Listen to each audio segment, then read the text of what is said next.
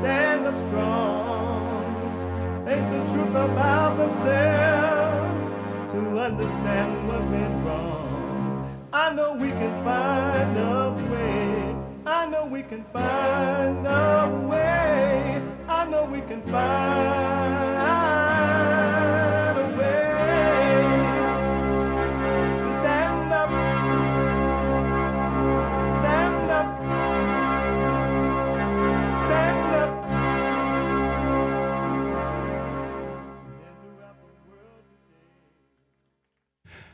Uniting the races with truth instead of dividing them with lies.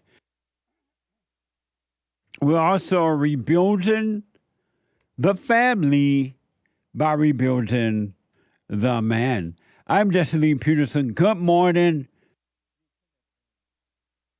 I am Jesse Lee Peterson. Thank you so much for being with me. I do appreciate it. You can get involved by calling 888-7753, 773, 888-77-JESSE, Jesse, Jesse. My biblical question, and it's a doozy. It is like, what the amazing is a doozy. Are you one with yourself?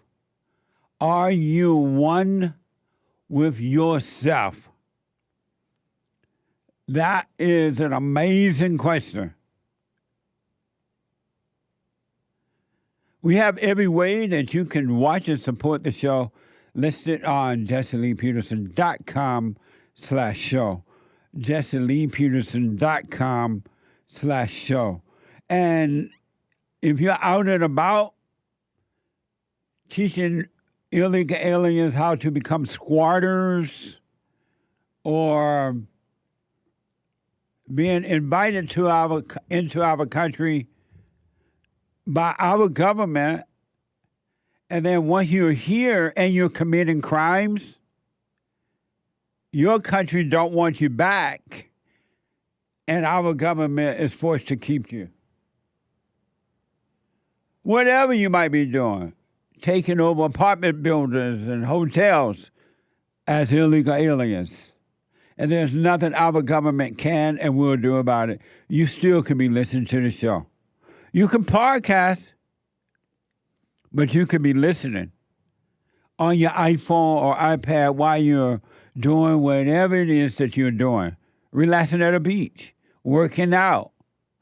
You can podcast, but you can be listening by calling the listen line on TalkStream Live at 605-615-4131. 605-615-4131. Isn't that amazing?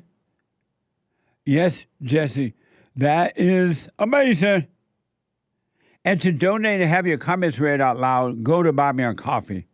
BuyMeACoffee.com/Jesse, JLP Talk. BuyMeACoffee.com/JLP Talk. Or Bond JLP Cash App. Bond JLP Cash App. It's Tuesday again. Already. And all my life I've been living in thoughts. It's Tuesday again. And for those who might not be aware, because we get new listeners all the time, and they didn't know, some of them are not aware, never heard of us, so they didn't know that every Tuesday is Country and Western Tuesday. All my thoughts, well, they've all been lies. They let me down every single time because the devil's been making homes inside my head. The good, the bad, the glad, the sad. If I could let them all go and give them to God, well, maybe he'd take this anger from my soul. and I'd shine like a light that's too bright to see. And I could lean on God so he could lean on me. Forgiveness, righteous, perfect peace. Amazing. That is done by Pete out of Alaska. That is really, really an amazing song. True to the core and amazing. Thank you, Pete. I know I've thanked you 1,000 times already, but 1,001 will not hurt. Thank you, Pete. Amazing song. It is. I'm going to get to your calls. There's one line open, the board filling up, and you want to jump in there.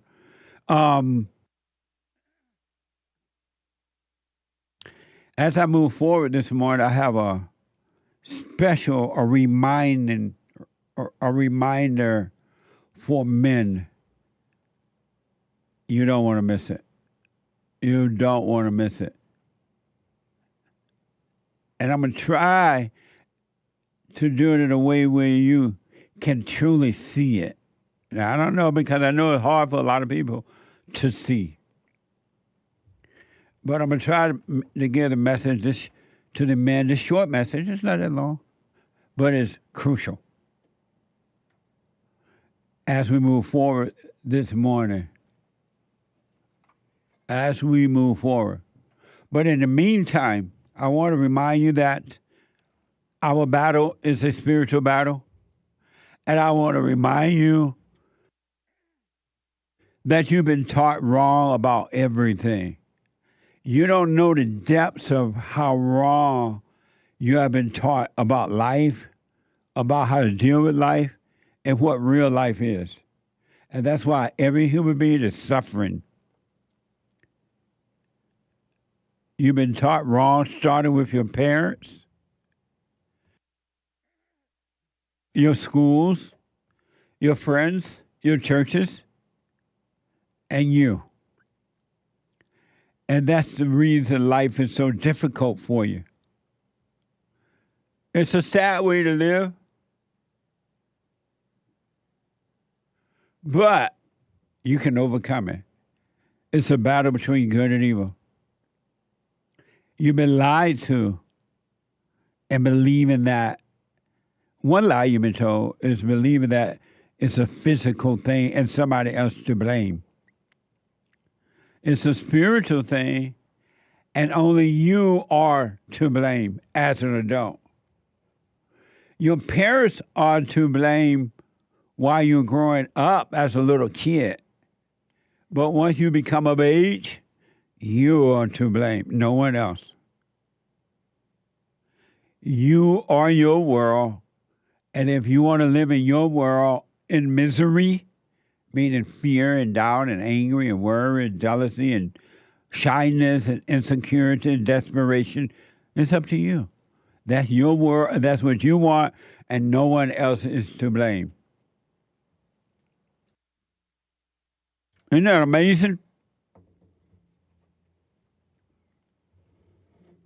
It's amazing. I'm drinking water out of my Alpha Male cup. Alpha Male on the fatherstate.tv. You are to blame, men and women. And yet you blame everyone but yourself. You made me feel this way. You made me think this way. You made me act this way. You made me feel that you're lying. No one is making you feel anything that's not already inside of you. Really.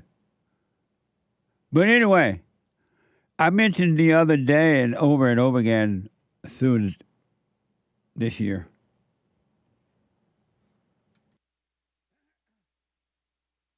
how we now in the United States of America have a government that is hell-bent on making our lives miserable, hard to live, difficult, divided, afraid, fear.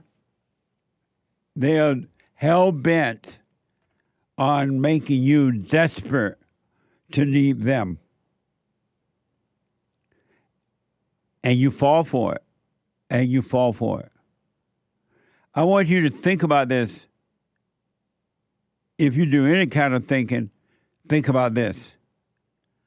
Our United States of America government made it possible, made it happen,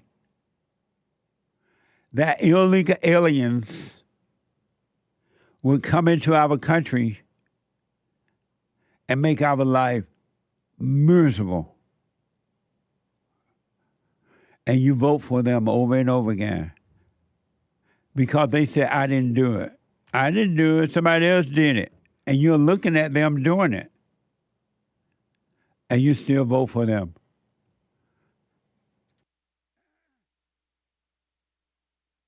Think about the crime that's happening in America today.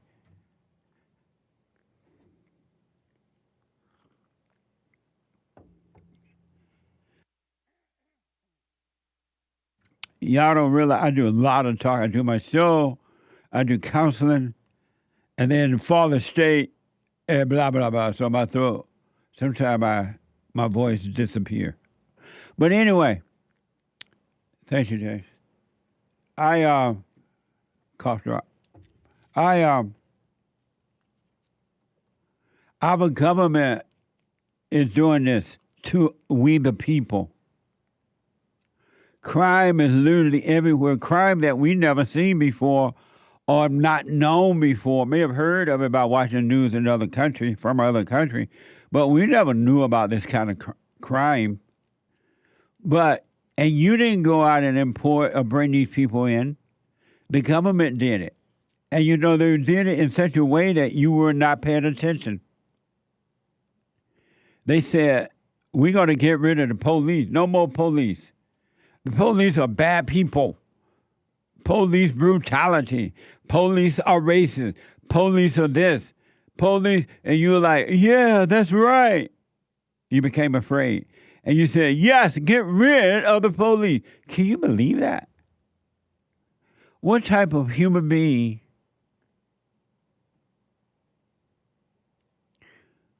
would agree in a country or in a world where there are angry, evil people, out of control people who will not follow the laws of the heart? What kind of person would agree to get rid of the police? Evil people told you to get rid of the police, and you said yes to it. Clever, huh? And then, when you agreed to that, they said the borders, no borders, open borders. But before that, they said, okay, we let all the criminals out of jails and prisons because the black people being punished, too many black people in jail. Not because they're doing the crime, but because they're black, they told you. And you said, okay, no bail bond, let them all out. And then they said, the white man is your problem.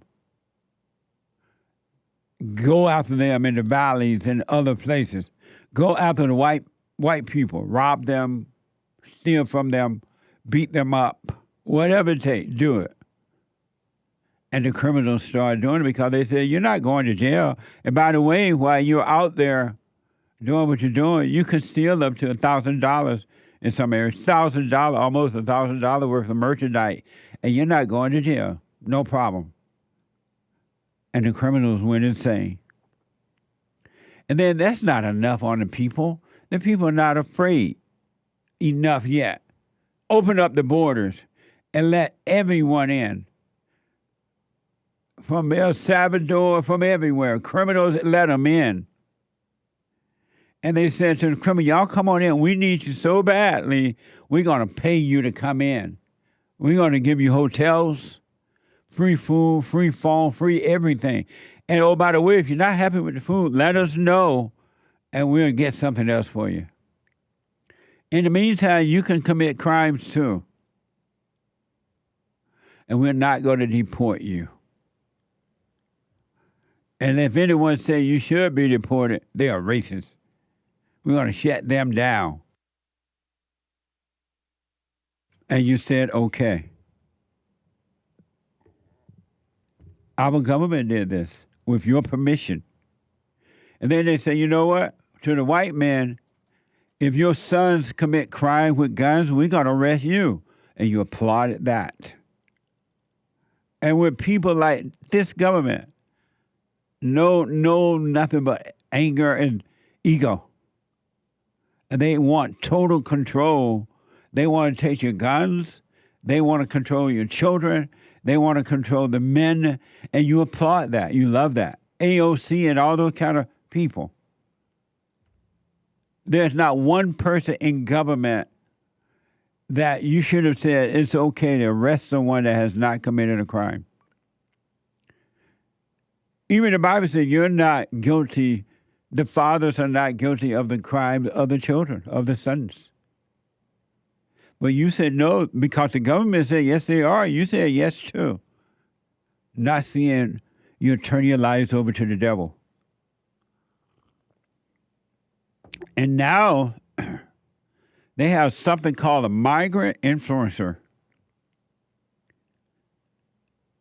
Can you imagine in the United States of America? The migrants meaning illegal aliens. Migrants mean illegal aliens, so you remember. And now your influencers said the government, and you said okay to that. What happened to the people of freedom? What happened to the idea that you can control your own life? What happened to the idea the government is not responsible, have no business telling you what you can and cannot do with your children? You have low-life people in government, evil people, telling you what to do with your children, and you applaud it. And they don't care about your children at all. They care about your children even more than they care nothing about your children as you care nothing about them. And you applaud it. KTLA is reporting a Venezuelan national dubbed the migrant influencer. They talk about an illegal alien here. Is at the center of a controversy over a series of TikTok posts coaching migrants, other illegal aliens, on how to live in the U.S. by taking advantage of laws protecting squatters. Watch this from KTLA 5. In his most recent controversial TikTok video, Moreno is telling his followers to avoid living on the streets in the United States. They can, quote, invade empty homes and live there, saying under U.S. law, if a house is uninhabited, it can be seized, referring to squatting rights in our country. That video garnered almost 4 million views. As we have more migrants moving into cities, more homelessness, we are going to see more of it, more squatting. James Burling is a property rights attorney. But they're talking about all the advantages that you can get from squatting. It's inevitable that it's going to increase. In past videos, the illegal migrant bragged that he came to the United States to vacation and now lives off U.S. taxpayers because he had a child in this country. He also tells his followers that he waits for Americans' hard-earned pension checks to come in every month. In another video, he is urging fellow Venezuelans to pay the fines of a 15-year-old migrant who allegedly shot a tourist in Times Square, saying, quote, today it could be him, tomorrow it could be one of you. Amazing. With the help of you, our government is allowing this, causing this to happen. Not only are they allowing it, they're causing it to happen. Our government is to blame, and you are to blame because you agree with the government. And it's got to get worse. You, the American people, agree with a bunch of evil people called government that they could allow this to happen.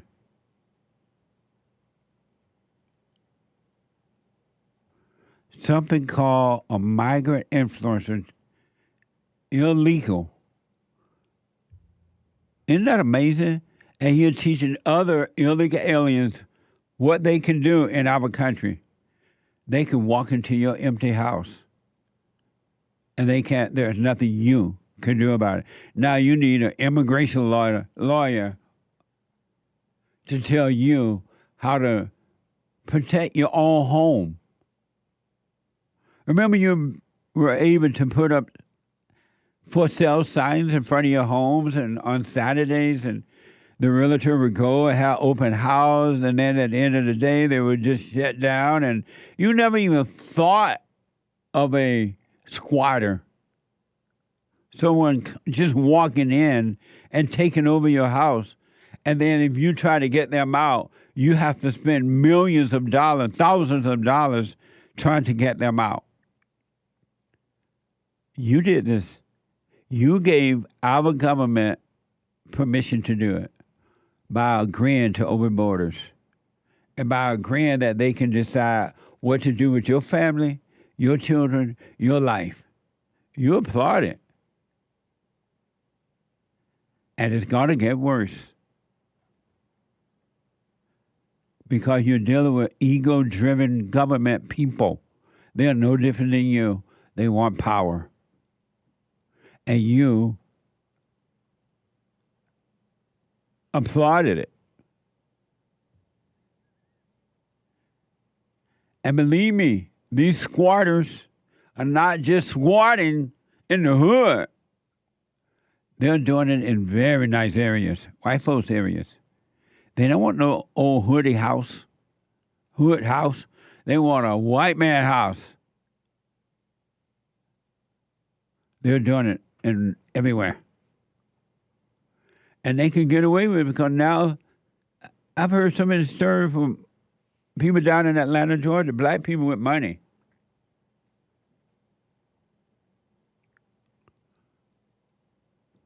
Black people with money down in Georgia trying to buy investment homes. They're having the same problem. The squatters, the illegal aliens. And you told the government, that's good. Just like you said to the government, you can accuse a father and blame him for something that his son did when he had nothing to do with it. The son is guilty of his own crime. But the government said, no, we're going to punish the father too. And you said, okay. And then they're coming for you next. Because these are no good people. You're saying yes to evil people. Just like you say yes to the devil in your imagination, you say yes to thoughts. Nobody makes you say it. You say yes to the imagination. And you love your imagination. And you're afraid not trust your imagination.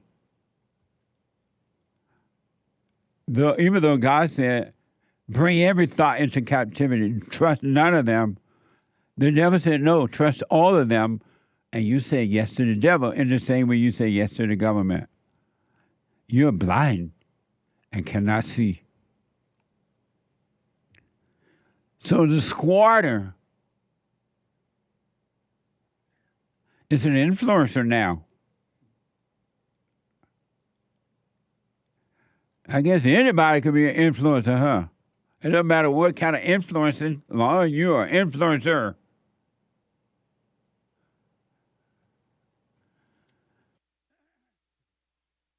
One other story about the illegal alien they call migrant. The migrant influencer recent video on squatting is making headline. Watch this from KTLA 5. But this recent video on squatting is making headlines as Moreno tells his comrades that if they fix up an abandoned home that is deteriorated or in bad condition, they can get credits when the properties are sold. While Burling says that is not the case, the misinformation is now out there. Well, I think publicity, like what we're seeing in TikTok and viral videos of that nature, are going to magnify the idea that squatting is an alternative to not having enough housing. Amazing. The American people are now fighting against our enemies who were brought in by our government, and you applaud it.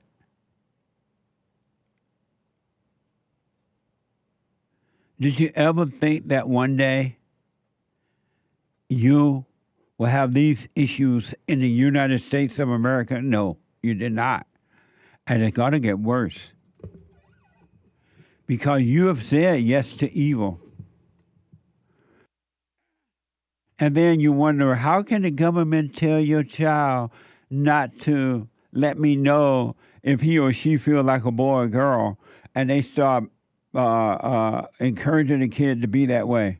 They can do it because they can do it. They can do it because they can do it. And they have your permission. You've given them permission with everything else. You've told them that the parents is to blame for something that the kids do. And arrest the father if he's guilty or not. You said yes to that, so why can't they do anything else they want? Think about the Democratic Party today. You have said yes to those people who gotten rid of the police, who blame white people, who it's all about the money and power. They're not about truth. They're not about what is right at all. And the right over Republicans. I was looking at the aftermath of the second attempt on the Great White Hope life, Donald Trump. The liberal media blamed Trump. They blamed the MAGA crowd. They say, oh, they just trying to get attention. And you say yes to the government. Are you insane? You say yes to evil inside of you, and you say yes to evil outside of you, inside of others. And all up and down the West Coast, from Washington to Southern Cal, Haken's telling me he've heard about the squatters. It's everywhere now. Washington State, up near Canada, on the coast. And and the anchor baby is telling me, according to YouTube, these Zazen, I think. Zazen, someone in our chat says maybe it's time to get angry.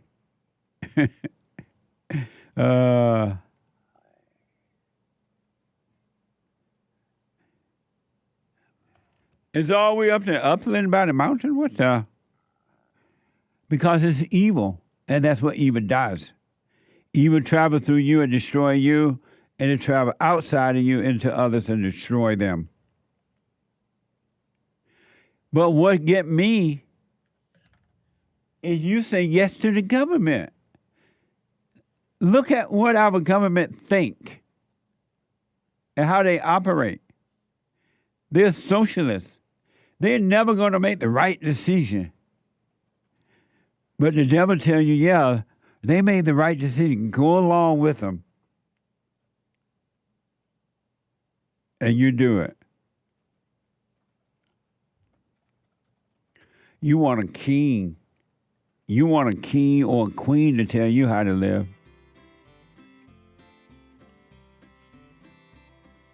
Some of you might not be aware of Upland, up there in the mountain. They're beautiful. And I'm being told they're doing their squatting up there too.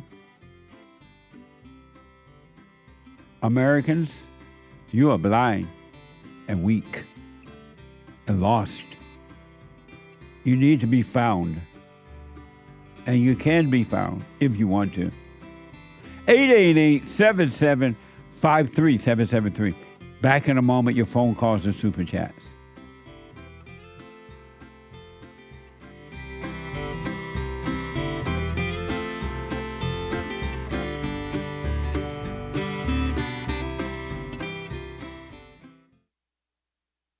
Hey listen, before I ask my question, I want to thank you so much. The silent prayer, you know, I'm 50 years old. At home, we have a 16-year-old, 14-year-old, and a 10-year-old. And I got to tell you, introducing the silent prayer to my family, instead of just sitting down and saying the same old prayer over and over again before we eat our meal, to just be silent, bringing all thoughts into captivity. Brother, that has been such a huge, huge blessing in our lives. I just want to encourage anyone to try that out. It's amazing to look around after we've done our silent prayer before we eat, to see the excitement in my kids' faces, like, oh yeah, Dad, I had a bunch today. Or the other one will be like, yeah, you know, I had a couple things that I've been thinking about. It really takes root, Jesse, and so I want to thank you so much. And ever since then, it's been absolutely amazing. So thank you so much. You're welcome, Tony. Stay with it, stay with it, stay with it. You're going to know God and His love. It's going to be amazing, man.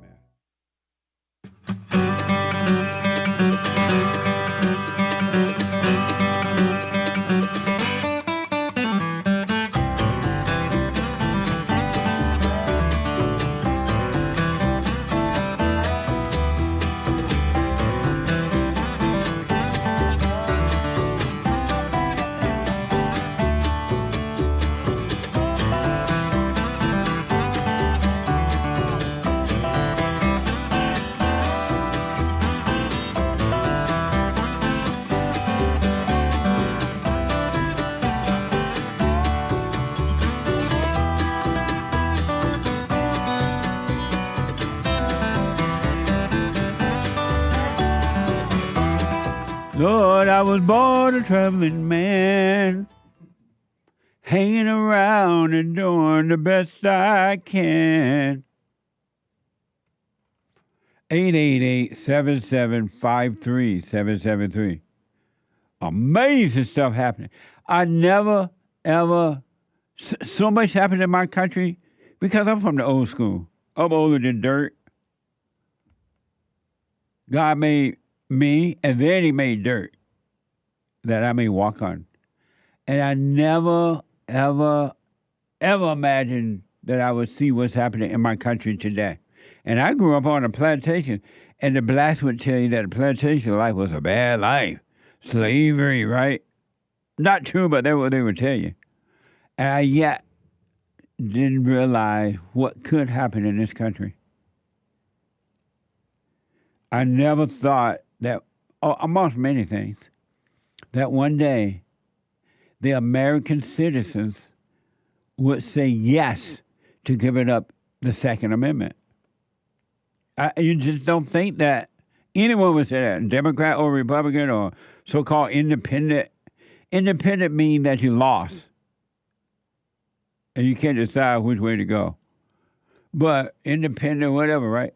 I never imagined there would be one person in the United States of America that would say yes to the government to give up the Second Amendment. It looked like everybody was happy with the Second Amendment. It really did. It made sense. And I never imagined that anyone in the United States of America would agree to open borders. Just let everybody in. You wouldn't let everybody in your house, would you?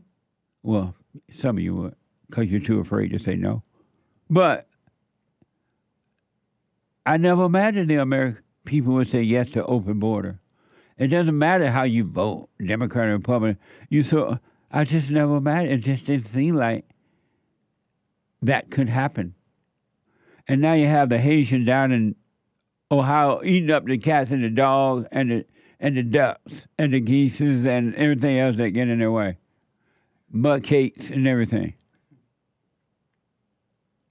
In the United States of America.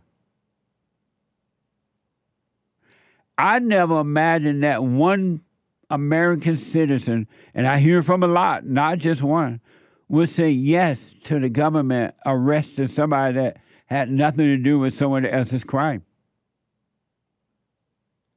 And then people say yes. I know so many people say yes. I never thought that in the United States of America that an illegal alien can come into our country illegally and learn what's going on in America and then get online and tell the illegal alien, y'all can come on in and be squatters. Here's how you do it. And you're not going to get in trouble. You can take the American people homes, and you're not going to get in trouble. No problem. They're going to have to work their way out of that. They got to pay money to get out, not you. And you applaud it. Do you know and realize what you're dealing with in government? You're dealing with egotistical human beings, men and women that want power, Republicans and Democrats. They don't care about you. Look how they try to stop Trump. One man that decided, I'm going to help in a real way. They're doing everything they can to prevent that. They don't want you to be free. And you applaud what they do. And you call it spiritual. And I'm not just talking about one person. I'm talking about a bunch of people telling me this. American citizens. Whatever happened to, oh, y'all don't know, huh?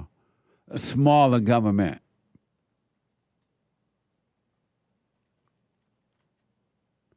Remember, in the good old days, we didn't even want a government. And as if we had to have one, I guess, to make the roads straight, keep the roads going, and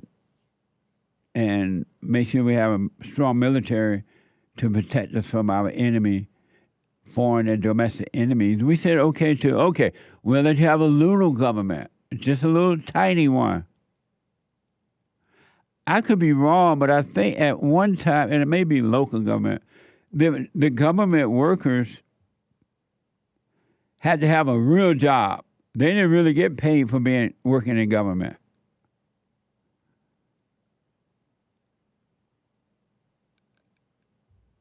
They had to have a real job and then do the little government stuff on the side. Now government is a career. And you think those people going to let their career go? No. They ain't going to give up all that money. They're going to tell you anything. And one of the most, another thing I never thought I would, and then I'm taking calls and then your super chat. One other thing that I never thought, it just never occurred to me that can happen in the United States of America. Get ready.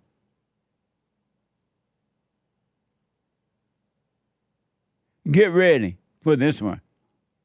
This one is a doozy. One of my never thought, ever imagined that can happen. And it's out of control. It is literally out of control, and no one is paying attention to it. A few people already complaining about it, but nothing's been done. Now, this is a doozy. Get ready. This is worse than taking away the Second Amendment. And the First Amendment has been taken away too. Quiet as it kept. But this one is a doozy. You want to take a stab at it? Hey. What it is? Yeah.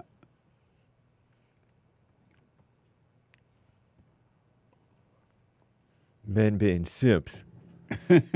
Close. Real close. Thank you. You want to take a stab at it, Nick? Hey, maybe. Women being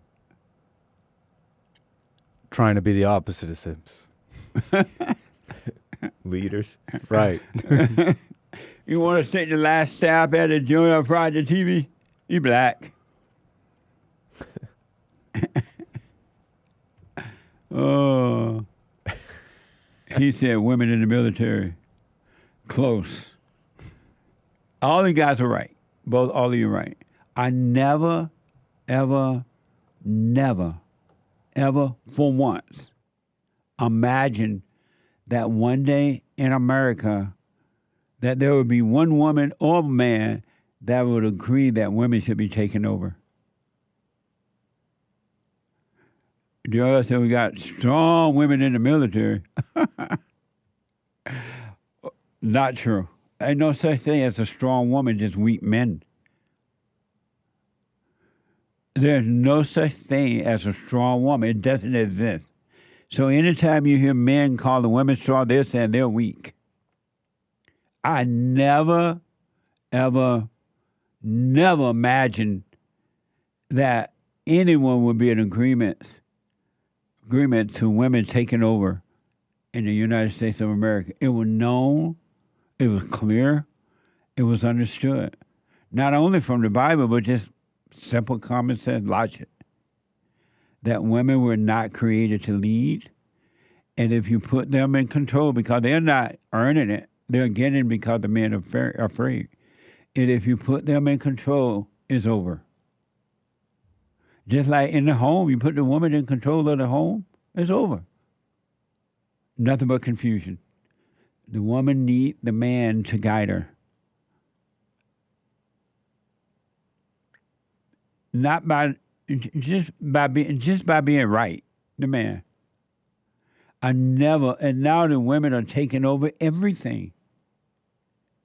I saw a report on the local news the other day, and they had, whatever county they were in or city they were in, they had a bunch of policemen around, all women. And hell was breaking loose. All women was around. Do you not see that everything that you've allowed the women to take over, it falls apart? It doesn't work. Why do you think the public school system is such that it is today? Gun violence, crime, kids don't show up to school, fighting at school. You need metal detection now. Because the women have taken over, you've allowed the women to do it. Be principals and so-called vice principals and leading the school. Look at the schools now. They were not that way before you hand it over to the woman. The churches, a mess. I never, not for once, imagined that it would become that way in the United States of America. I didn't. It just was understood, the order. God in Christ, Christ in man, man over woman, woman over children. And when I say woman over children being led by men. It ain't the woman herself over the children. That was understood by men and women. And that's when these women are bitching, excuse me, little kids, about men and women's sport, I roll my eyes. Because there's a double standard. Either men can play a women's sport or they can't. And if they can't play, that means women cannot play in men's sport. The same weak women or that, the women that complain that women are too weak to play against men in women's sport, it's the same thing. It's just a man may have a dress on with the women's sport, that's all. Or a woman bathing suit, whatever. But it's still a woman playing against men, men against women. What the? My country is no longer tears of thee. You have called and are calling an illegal alien an influencer. And I bet you the illegal alien doesn't get thrown off whatever these sites are. They make their money. But you, the American citizen, you speak out against it. You're going to be defunded and all that kind of stuff. You're fighting for air in your own country. You're fighting to catch your breath or turn your cheek for the sake of the show for illegal aliens. Catch my breath. Amazing. But anyway, I'm glad that I had the opportunity as a child as a child to enjoy my country up until the last 30 years when it started to go to hell in a handbasket. I'm looking at the news report sometimes, weather report, which I'd rather watch anymore, but all female. And if you do catch a man in the weather report, he's a little tiny man. All female. Remember when the weather guy was a guy? Weather reporter were men? The weatherman, remember? They're not there anymore. Rarely do you see them. Now when they have the quote-unquote correspondent news reporters or the news reporter down in states like Florida where they have hurricanes and tornadoes and things, and the man be out there in the wind and blowing hard in the wind, and he's trying to give you the weather report, and the trees about to fall on him. It used to be men. Now they're females. And something different about it. It's out of order. And you okay that?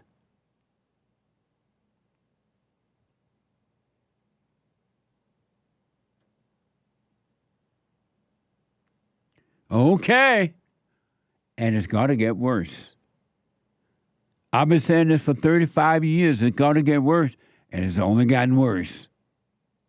I remember when I first started Bond, my nonprofit to rebuild a family by rebuilding a man. It was a state of emergency then, we thought. And that was like 35 years, I guess. 1990 to now. Is that 35 years, hey? Almost, huh? February would be 35. I thought it was an emergency then. Now those look like holidays. Holidays. Anyway, and it's got to get worse.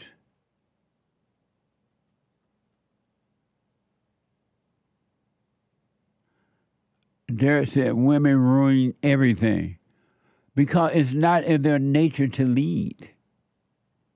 You're not going to be able to convince me of that. I know better. Some things I may not know. I know how to pick cotton. I can tell what a cotton bud is rotten. And you can't pick very much cotton.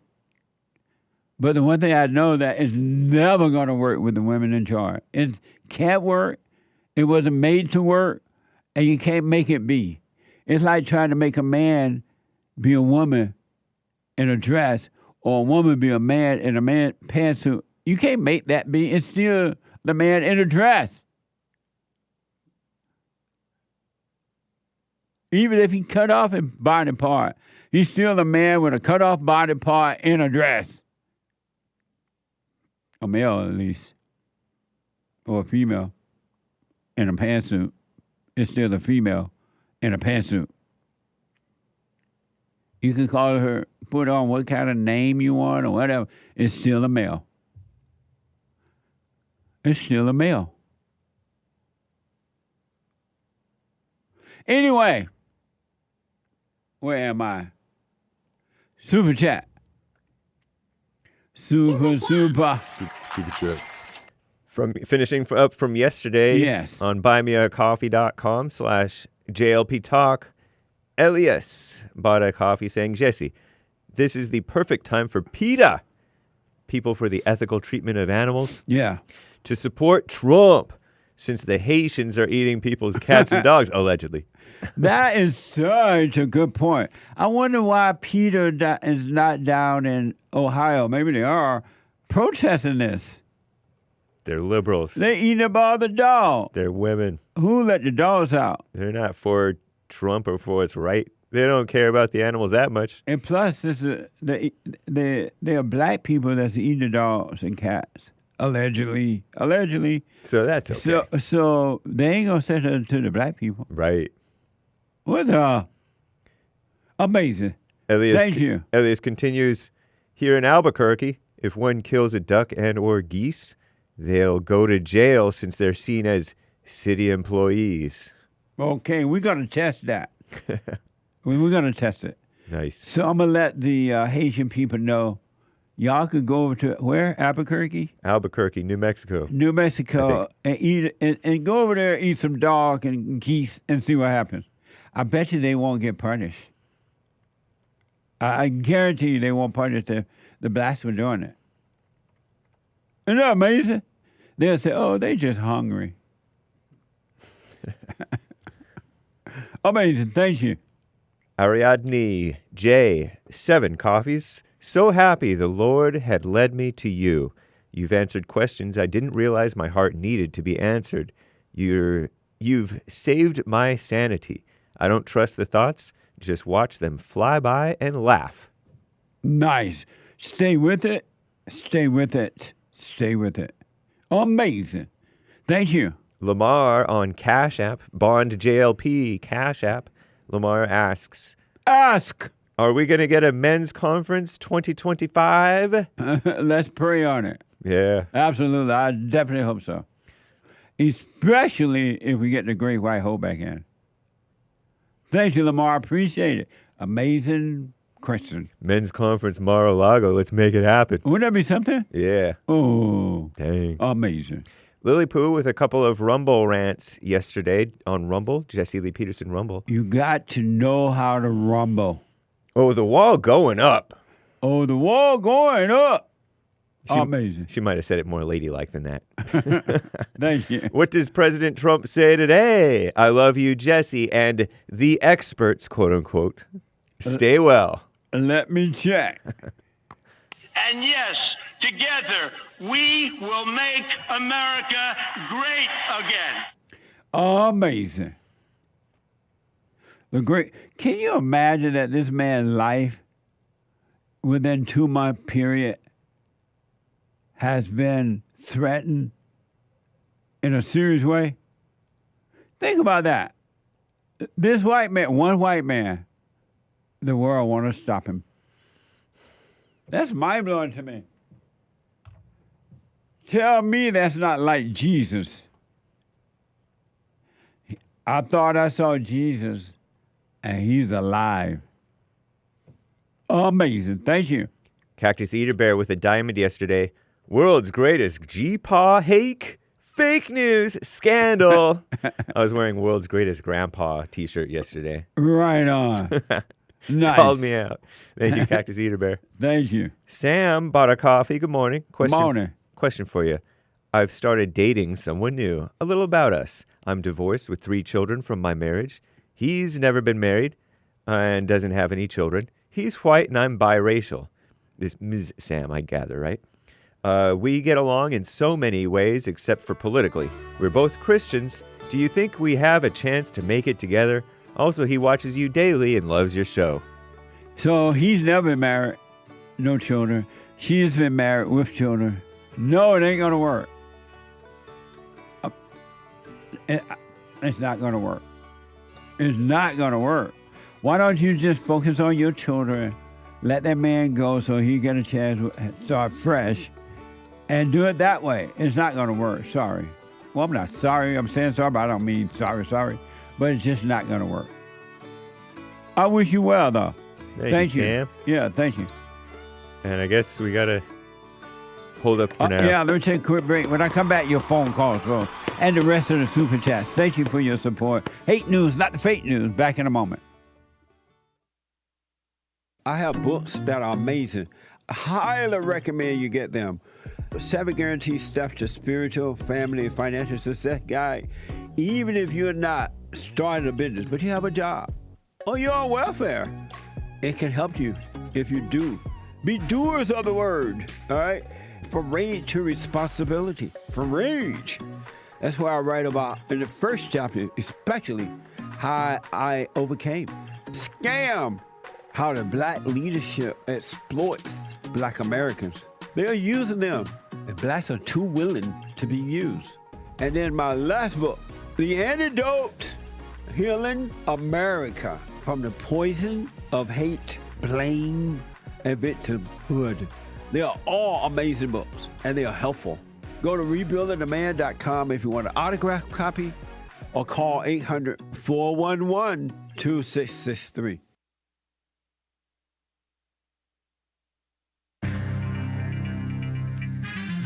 A whole lot of mess going on in the world. This is the end of hour 1 of the Jesse Lee Peterson Show. It is Country and Western Tuesday, September 17th, AD 2024. By the way, ladies, third Thursday of the month is coming right up in 2 days. 2 days. That is September 19th, third Thursday of the month, Women's Forum. 7 p.m. at Bonn in Los Angeles. You can go to rebuildingtheman.com/events if you would like more info on that. Do join the ladies only. Men's Forum's the first Thursday of the month. Amazon, according to Commie Nonsense Network, is demanding that their corporate employees return to the office 5 days a week, based, joining several other, at least a few, companies that have changed their pandemic-era hybrid policies. Research has shown that workers' productivity remains consistent at home, so says research, if you really believe the research. But many executives say more on-site face time is needed to maintain culture, spur collaboration, and better mentor young employees. Remember when Hake was at home for those 3 days? The productivity was way down from Hake over at Bond. But I was doing a little bit of work from home. It didn't work. So take your research and shove it up your nose. Don't say that, kids. Secret Service, a second apparent assassination attempt against our greatest president, Donald J. Trump, is raising new alarms about whether the Secret Service can adequately protect the Republican presidential candidate, or if more needs to be done to bolster his security. Duh! While so-called Secret Service agents on Sunday prevented the potential shooter from firing at Trump while golfing at his West Palm Beach course, shout out to those guys, that one guy who spotted him. Unlike the would-be assassin in Pennsylvania, where they spotted him but didn't do anything about it until after he fired some shots, or didn't effectively stop him, right? Until afterwards. Questions remain about how another gun, so-called man, we call them gun males, M-A-L-E-S, another gun male was able to get within several hundred yards, or at least a few hundred yards, of our greatest president. Acting U.S. Secret Service Director Ronald Rowe, remember that Kimberly Cheadle or whatever her name was? She resigned. She was Biden's gal, and she resigned after the first assassination attempt. But Ronald Rowe met with our greatest president, Trump, and local law enforcement Monday, and defended his agency's response to the gun male, emphasizing that the Sunday golf outing was an off-the-record movement that was not on Trump's calendar. And I don't think this is the Secret Service's failure. It might be the higher-ups, maybe the FBI and all them, because they're not designating Trump in the danger that he's in, because they are against him maybe. Who knows? Immigration, better known as invasion, CNN, Commie Nonsense Network, says U.S. officials Monday touted another month of low border crossings, if you want to call them that, citing recent executive action curbing asylum access, communist buzzword, to the U.S. southern border, even as our greatest president, Donald J. Trump, levels campaign attacks over the evil, crooked Joe Biden administration's total mishandling of border security, which they do not care about at all, except for the sake of optics, appearances. July and August saw the lowest encounter levels since September 2020, which is not a good thing. A Black on the Inside White House spokesman said, in August, the Border Patrol recorded about 58,000 encounters between ports of entry along the southern border, up slightly from July, but far below the record numbers in recent months. Because they've been having record numbers. Now that the election's coming up, they don't want to be able to, they can't get away with that. Still, our greatest president, Trump, and his running mate, J.D. Vance, continued to reiterate false claims about immigrants to fire up Trump's base. They're calling it false. Their debunked claims about Haitian immigrants eating the pets of residents, totally debunked, so claims CNN. They also call things lies that are not established. In Springfield, Ohio, has forced the closures of schools and hospitals after dozens of bomb threats, which turned out all to be hoaxes from even outside the country. So they're fake news. That's CNN. I'm James Hake. Now back to JLP.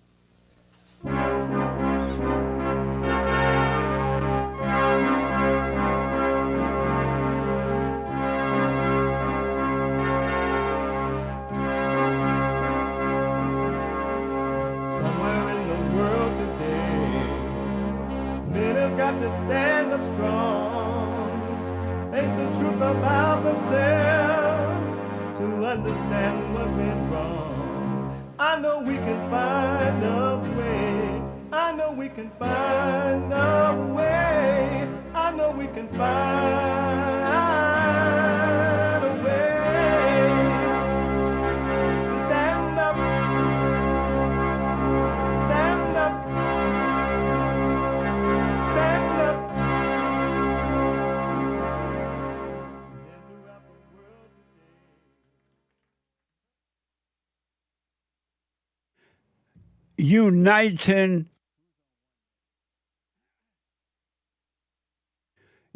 Uniting the races with truth instead of dividing them with lies. We're also rebuilding the family by rebuilding the man. I am Jesse Lee Peterson. Welcome to the second hour of the show today.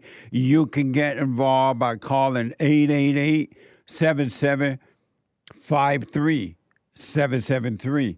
888-77-JESSE, Jesse, Jesse. And my biblical question for this week: are you one with yourself? Are you one with yourself? Amazing question. Know thyself. Know thyself. Are you one with yourself?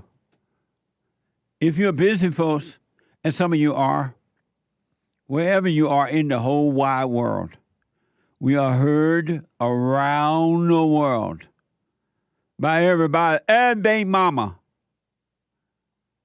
Or if you're white, by everybody and their mama.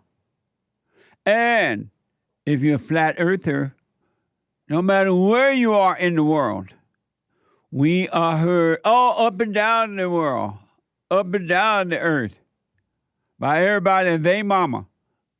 And if you're white earther, flat earther, it's everybody and their mama. So you can be listening to the show, you can podcast, but you can listen no matter what you're doing on your iPhone, iPad, by calling the listen line at 605-615-4131, 605-615-4131. And to donate and have your comments read out loud, go to Buy Me a Coffee. BuyMeACoffee.com/JLP Talk. BuyMeACoffee.com/JLP Talk. A Bond JLP Cash App. Amazing. Amazing. It's Tuesday. It's the second hour of Tuesday. And every Tuesday will always be Country and Western Tuesday. Bring back, oh, bring back my country to me. Bring back, oh, bring back my country to me. What the? Who let the dogs out? Amazing.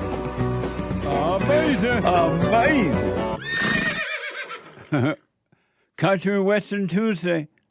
I used to love country music when I was a little bitty baby down in Sweet Home, Alabama. Amazing. Let me go to the busy folks. Andrew out of Minnesota. Andrew, welcome to the show. You're on the air. Jesse, thank you for taking my call again. Yes, sir. Hey, just wanted to answer your Bible question of the day. Are you one with yourself? Well, I would believe that myself is one.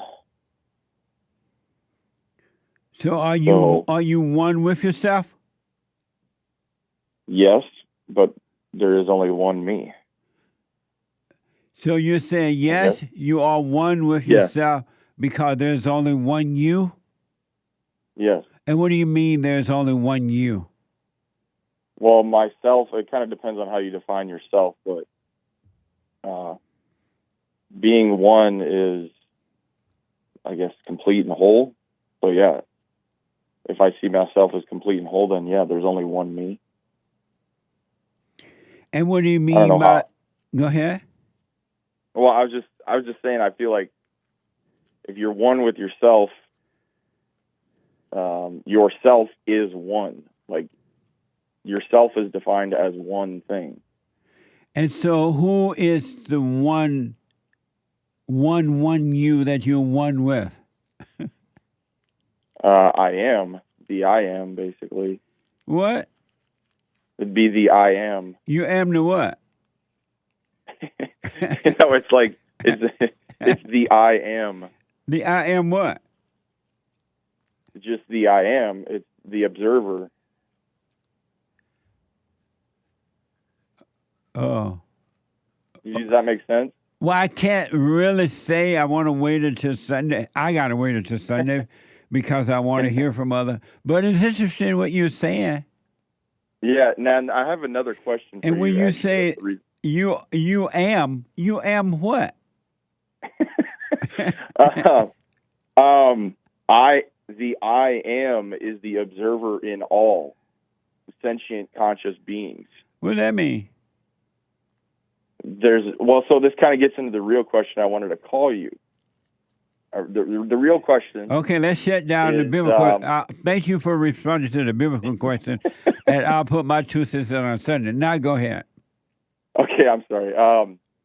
Okay, so what do you believe as far as like consciousness goes? Do you believe there's just one consciousness? Like, do you believe that there's only one consciousness, and that all of us are just one consciousness experiencing consciousness through different, let's just say, bodies? So your genetic makeup is different than mine, is different than everybody else in the studio, but there's just one consciousness flowing through everybody. Would you agree with that? No. No? How come? Because if there were one consciousness flowing through everybody, we would have perfect peace on earth. So, okay, so I agree. So now this gets into my next question, because I know that you, when it comes to like sex, you say that it's supposed to be kind of a 2 to 3 minute type thing. Like bam, bam, thank you, ma'am. 2 pump chump, maybe, I guess some would call it. That's it. Okay, so you would see sex as kind of utilitarian then? No, just for making babies. So utilitarian. Who is? I don't know who that is. Utilitarian would like be Hitler? More like no, not totalitarian. Utilitarian, meaning it's something that So like sex would be simply utilitarian in the fact that we need to make a baby to procreate. So we're only dying, if you want a baby. You don't even need to make a baby. As a matter of fact, it's best not to even get married and have children. So that's what I was going to get into next. And I guess what I'm trying to get at here is that from my perspective, what I see it as, because what you said is true, if there's only one consciousness flowing through all sentient beings, there's you one said that. I didn't say that. Well, yeah, no, I know. That's what I'm saying. I'm saying, well, because you said if there was one consciousness flowing through everybody, then there would be perfect peace on earth, right? Which I agree with. But what if the form of the body is what's causing in the mind? Because you said, everything comes from the mind. All of our problems come from thoughts, right? And thinking is where we get all of our problems from. So what if, this is kind of like a Gnostic view, but what if by not procreating, we end the cycle of suffering on earth? Because if there's one consciousness and it's flowing through these fallen bodies, let's say the body, like the way the body operates in this dualistic mindset, male, female, masculine, feminine, night, day, good, evil, dark, light, back and forth, this polarity that exists within the body, even within the physiology of the body. You're saying too much. Okay. I don't understand anything that you're saying. Well, what I'm trying to get at is if we just stop making babies, like, then we end human suffering because suffering exists within. No, you can stop making babies, still have human suffering. Right, because of the mind, correct, with everybody who's still alive on Earth. But what I'm getting at is if, like, you see what I'm saying? Like, we keep making babies, and then consciousness comes into the body, and now consciousness is having this dualistic making experience. babies have nothing to do with suffering. Right, it has to do with the mind. But the No, mind it has exists to in do the with body. evil. Well, sure, but if there's only one consciousness, evil is just misplaced energy. There's only one light. There's only one thing, and it's God. And everything came from him. Right? Right? I'm trying to hear the rest of your point to that. Well, I'm saying if there's only one source of everything, and it's light, which is God, and then light descends But there's into darkness spirit. too. Well, yeah, but darkness comes from the void. From who? From the void, which is the No, the feminine, darkness or comes from evil. Correct, which is the woman. Correct. No, the woman That's what is I'm not evil. It's the spirit that's in the woman. Okay, so the spirit of the okay. That's what I'm getting at too. So that's the spirit of the void, or the empty, the tomb or the womb, is where the evil's at. But when it's filled with light, which comes from the Father, it's not in the tomb of the womb. It's in the heart. The woman's heart is wicked until she forgive. That's why the man's heart become wicked, because he's an unforgiving male. Sure. Nick, what are you saying? Oh, I think I'm following Andrew, and he's saying basically if no people existed, then suffering would stop. So that's what I'm stop saying. making babies. That's But exactly Andrew, what I'm saying. That's not logical. That doesn't make sense. Would you say, well, then why doesn't everybody just kill themselves? Wouldn't that bring about what you're talking about faster? Should we just all commit mass suicide?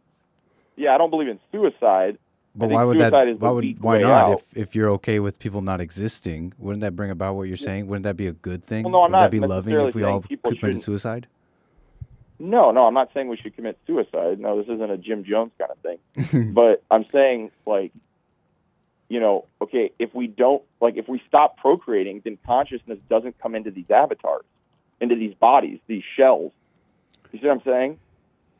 And there's only one consciousness that comes from the Father.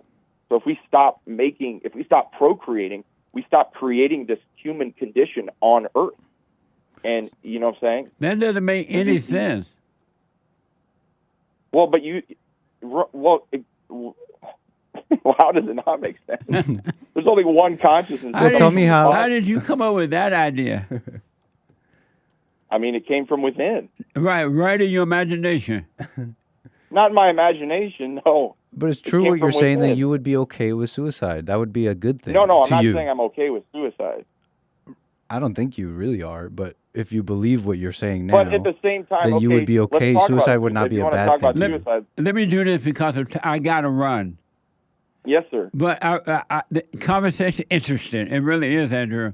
And I appreciate you responding to the biblical question. But your imagination is running away with you right now. Okay. It really is. And I want you to pay attention to that, though. But I want you, once you give it a day or two, I want you to call me back about it. But I want I want to encourage you. All that stuff you just said, I want you to pay attention to your thoughts, which are not your own, by the way, telling you that. You'll see, like, that didn't make sense at all. Okay. Will you do that? Yes, sir. Thank you. Also, I'm driving 4 hours back. It's my home state tomorrow to forgive my parents. So. Right on. Let me know how it goes. Yes, sir. All right, buddy. Thank you. 888-7753. 773-888. Just my imagination running away with me. It was. Let me go to Canada and talk to Ari out of Canada. Ari, welcome to the show. You're on the air. Hey, Jesse, what's going on? All is well. Hey, yeah, I guess for your biblical question. Are you one with yourself?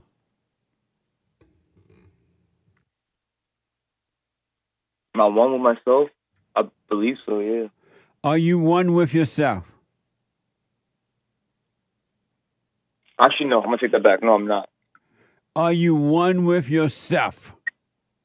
No, I'm not, because when I think to myself, or I, think in silence, that voice, I guess, inside you hear, or your inner voice or your inner sound, it's different than how it sounds when I speak out loud to someone else. And it gives me a vibe that it might be like too different. Right? Because when you think to yourself and, you're being strategic or whatever, you will often respond to yourself. Right? And that makes it a two-way aspect of my belief. This question, it needs to take more time. I'm actually a return caller. I told you I'd get back to you on a question that you gave me a couple weeks back. And so, and for the biblical question, you're saying you're not one with yourself, right? As far as I know right now, I don't believe so. I have to do more thinking about it, right? Okay. Just like off the top of the head to give you an answer, yeah. I would say right now, probably not. I appreciate that. I'll put my little 2 cents in on Sunday. But I got a response for you because you also, I told you before, you asked me if I love my enemy. And I told you I got to get back to you on that one a couple weeks back. And when I don't remember it, but you reminded me, what do you say? Do you love your enemy? So it took me a few days to really decide that. And I came with an absolute no. I don't love it.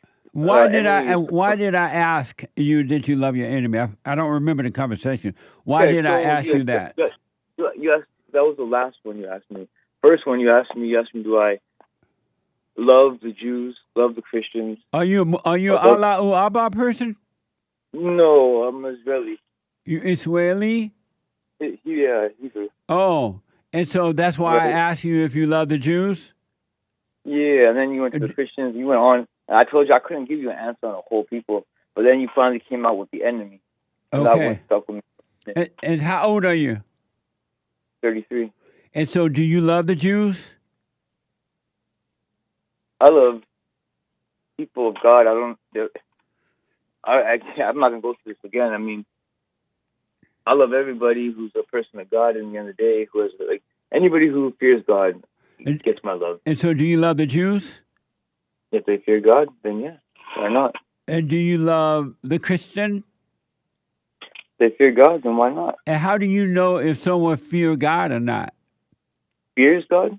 You said if they fear God, right? Yeah, well... How do you know if they fear God? I guess they would be closer to righteous than unrighteous in their actions. But how would you know that? You wouldn't know that. Well, as far as you can tell, I mean, it takes, almost 7 years to get to know somebody? It takes a minute. You can just judge the book by its cover after that, right? But you got to read it a little bit. And so do you love your enemy? Oh, that one's a definite no. And so... Oh, that's a definite no. And do you love God? Yes. You love God? Of course. And how do you know you love God? Well, as far as I can remember anything really that was going good for me in life, I was always closer to what I was taught to have a connection to God. How do you know How do you know you love God? Because it was always the right time for me when I felt His presence. What? Right? When I felt the presence of God, it was always the happier days. What does God present feel like? I'm not sure there's even a word in English for it, to be honest, Jesse. But then how do you know you're in present then? You gotta feel it. You just have to feel it. You just gotta feel it. What does God present feel like? positive, uplifting. You know, no worrying. You don't do nothing like that.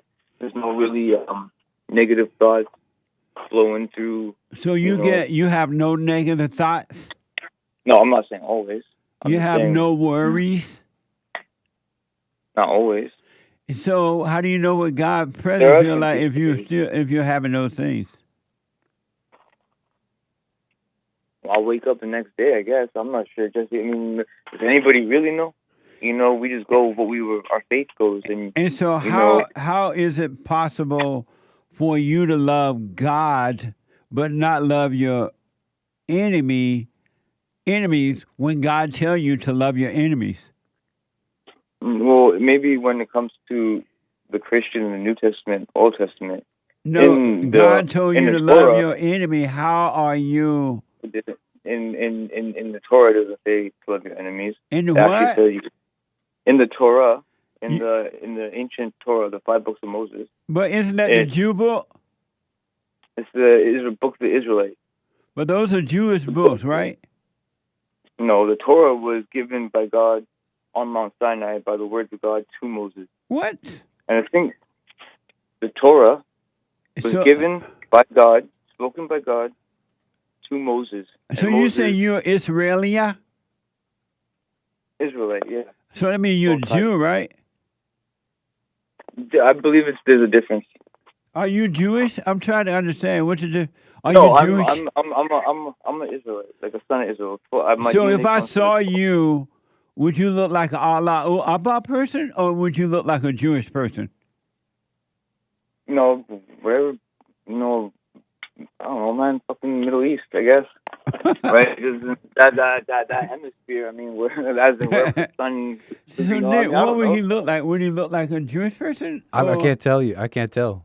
I don't know. Ari, are you? When you say you're Israelite, you say you were born in Israel and you came to Canada. No, my dad's born in Israel. James, come and help us. So no, Jesse, I don't think he's one of those black Hebrew Israelites. He's saying his dad is from Israel. Huh? He's saying his dad is from Israel. So why? Correct, Ari? Yeah, he's from Israel. He's not like, like that Captain Zachari or whatever. Like, I'm going to challenge him too soon because that's different. I mean, he can't. No, I'm not like that black. Those guys. So since I'm black and slow, because Israelite over here, Ari, means something else. Israelite is these people who think they're the real Jews. No, Israel mean Jew. Oh, but if it's those black people who think they're Jews, you say no. But you know what? You say Jew, Israelite. The word Jew you say black Israelite. Yeah. Something like that. No, I'm not. I'm just saying the 12. Your DNA comes from the 12 children of Jacob, right? That ain't gonna help me at all. No, that makes it more confusing. Really, that's not. All I want to know, that will help me. I'm black and slow. Your father is from Israel, right? Yeah. Meaning that he's a Jew, right? He's an Israelite, not a Jew. And your mother is from Alabama country? No, she's a Viking. She's a what? She's a Norwegian. Minnesota, he said. Minnesota. Yeah, Norwegian background. And so she's white. Yeah, she's white. Yeah. So your mama is white and your daddy is Jewish. Hebrew, Israelite. No, he's not Jewish. Jewish is more of I'll tell you exactly right now. Judaism is a form of people who came together and they took the laws. Is that a cow? No, that was a vibrating phone. What? No, so what? It was a phone vibrating. Oh, that's not a cow in the background? No, it sounded like one though. I thought it was a cow. Jesse, just to get to it real quick for you, but no, the Jew actually didn't. In the whole Torah and the books of Moses. Come here, James. Go ahead. The word Jew is not in the Torah in English or Hebrew. The word Jew doesn't even exist in the books of Moses. The word itself. Right, Israelites are just 12. It's a bloodline, right? It's a bloodline, and then Jews is more of a bunch of people. It's amazing that all races of people fight against each other over stupid stuff. It's messed up, isn't it? Yeah. We got more in common than we do differences. Yeah. Kind of retarded, but so you're right. So James is here. He's white. He's going to help us understand who you are. All right, fair enough. Go ahead, James. The hate report. So is he Muslim at all? Is he no, at all Muslim? He's Israeli. Israeli. No. Yeah. His father's an Israeli. His father's Israeli. His mother's white. And he's messed up. Is he a Sephardic? Yeah. Is he a Sephardic Jew? Yeah. So B'nai Israel, so Sephardic, yeah. So you're on the right path. Nice. Okay, so he's a Sephardic Jew. Right on. So darker Jew. So he's not Ashkenazi. No. See, that's a black. I think Ashkenazi as a Jew, right? There's a difference between saying Jew and an Israelite, because I don't believe all Jews have the DNA of 12 tribes. Personally, myself. But I heard that nobody really knows for sure who are the descendants of the Israelites of the old times. That's the beautiful thing about keeping tradition strong, though, isn't it?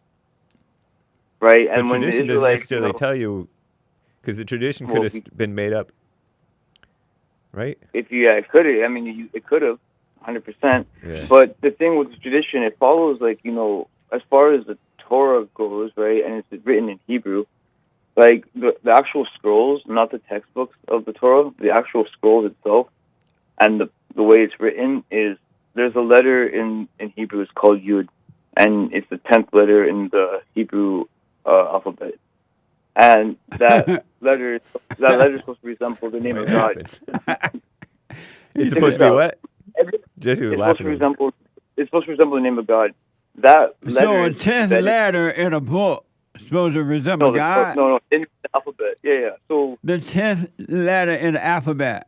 Let me see. A, B, C, D, E, F, G, J, H, I, J, K. Anyway, Jesse. A, B, C, D, E, F, G, H, I, J. So J represent God? Not English, Hebrew. Oh. English is but I don't get. That's what I don't get, Jesse. Actually, that's my question for you. So the Jewish alphabet is not the same as the American alphabet? Right. No, not a long time. Say that again. And who do you identify with? Your father or your mother?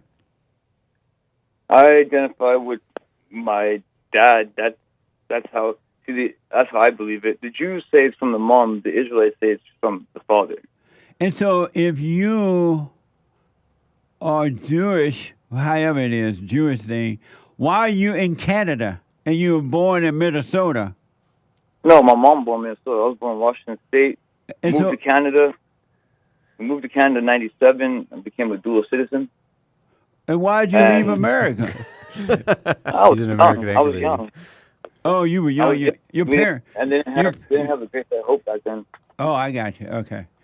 Amazing, man. So one last question, Jay. You know our Jew that came back from Israel? Yeah. What's his name? Tomer. Hey, Tomer. Tomer is a white Jewish, right? Right. He's Ashkenazi.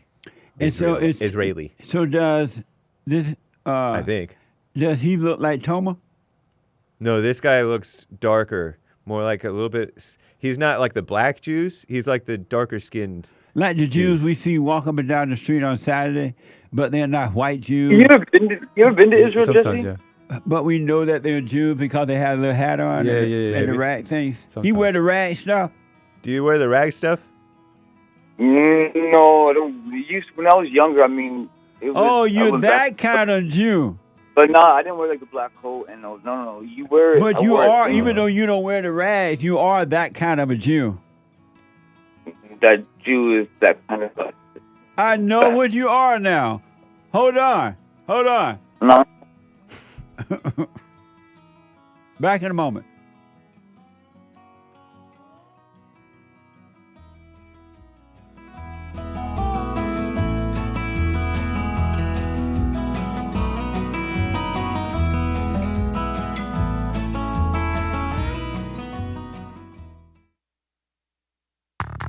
I recommend you get a copy of my book, From Rage to Responsibility.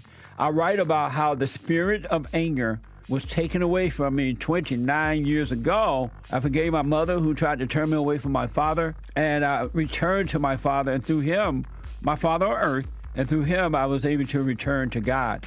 No man or woman can return to God unless you go through the Son. And men are sons of God. There may be weak, pathetic examples of it, but it's the spiritual order of life. God in Christ, Christ in man, man over woman, and woman over children. So get from race to responsibility. I write about that. Go to my website, rebuildingtheman.com, for an autographed copy, or call 800-411-BOND. And donate to my nonprofit, Bond, the Brotherhood Organization of a New Destiny. We are rebuilding the family by rebuilding the man.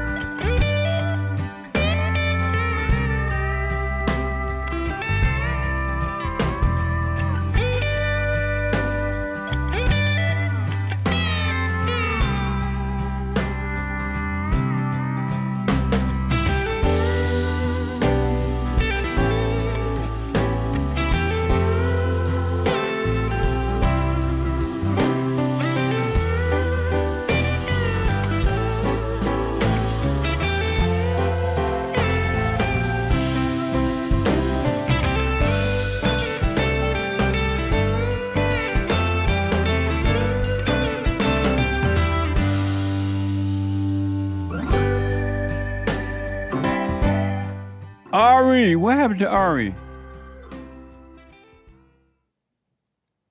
I told him to hold on. I need to take a break.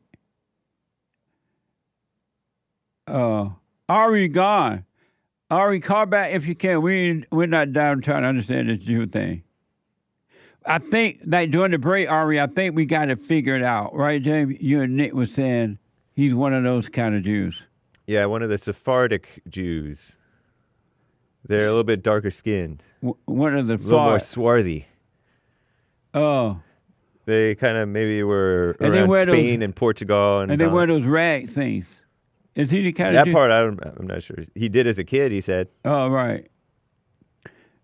What a mess!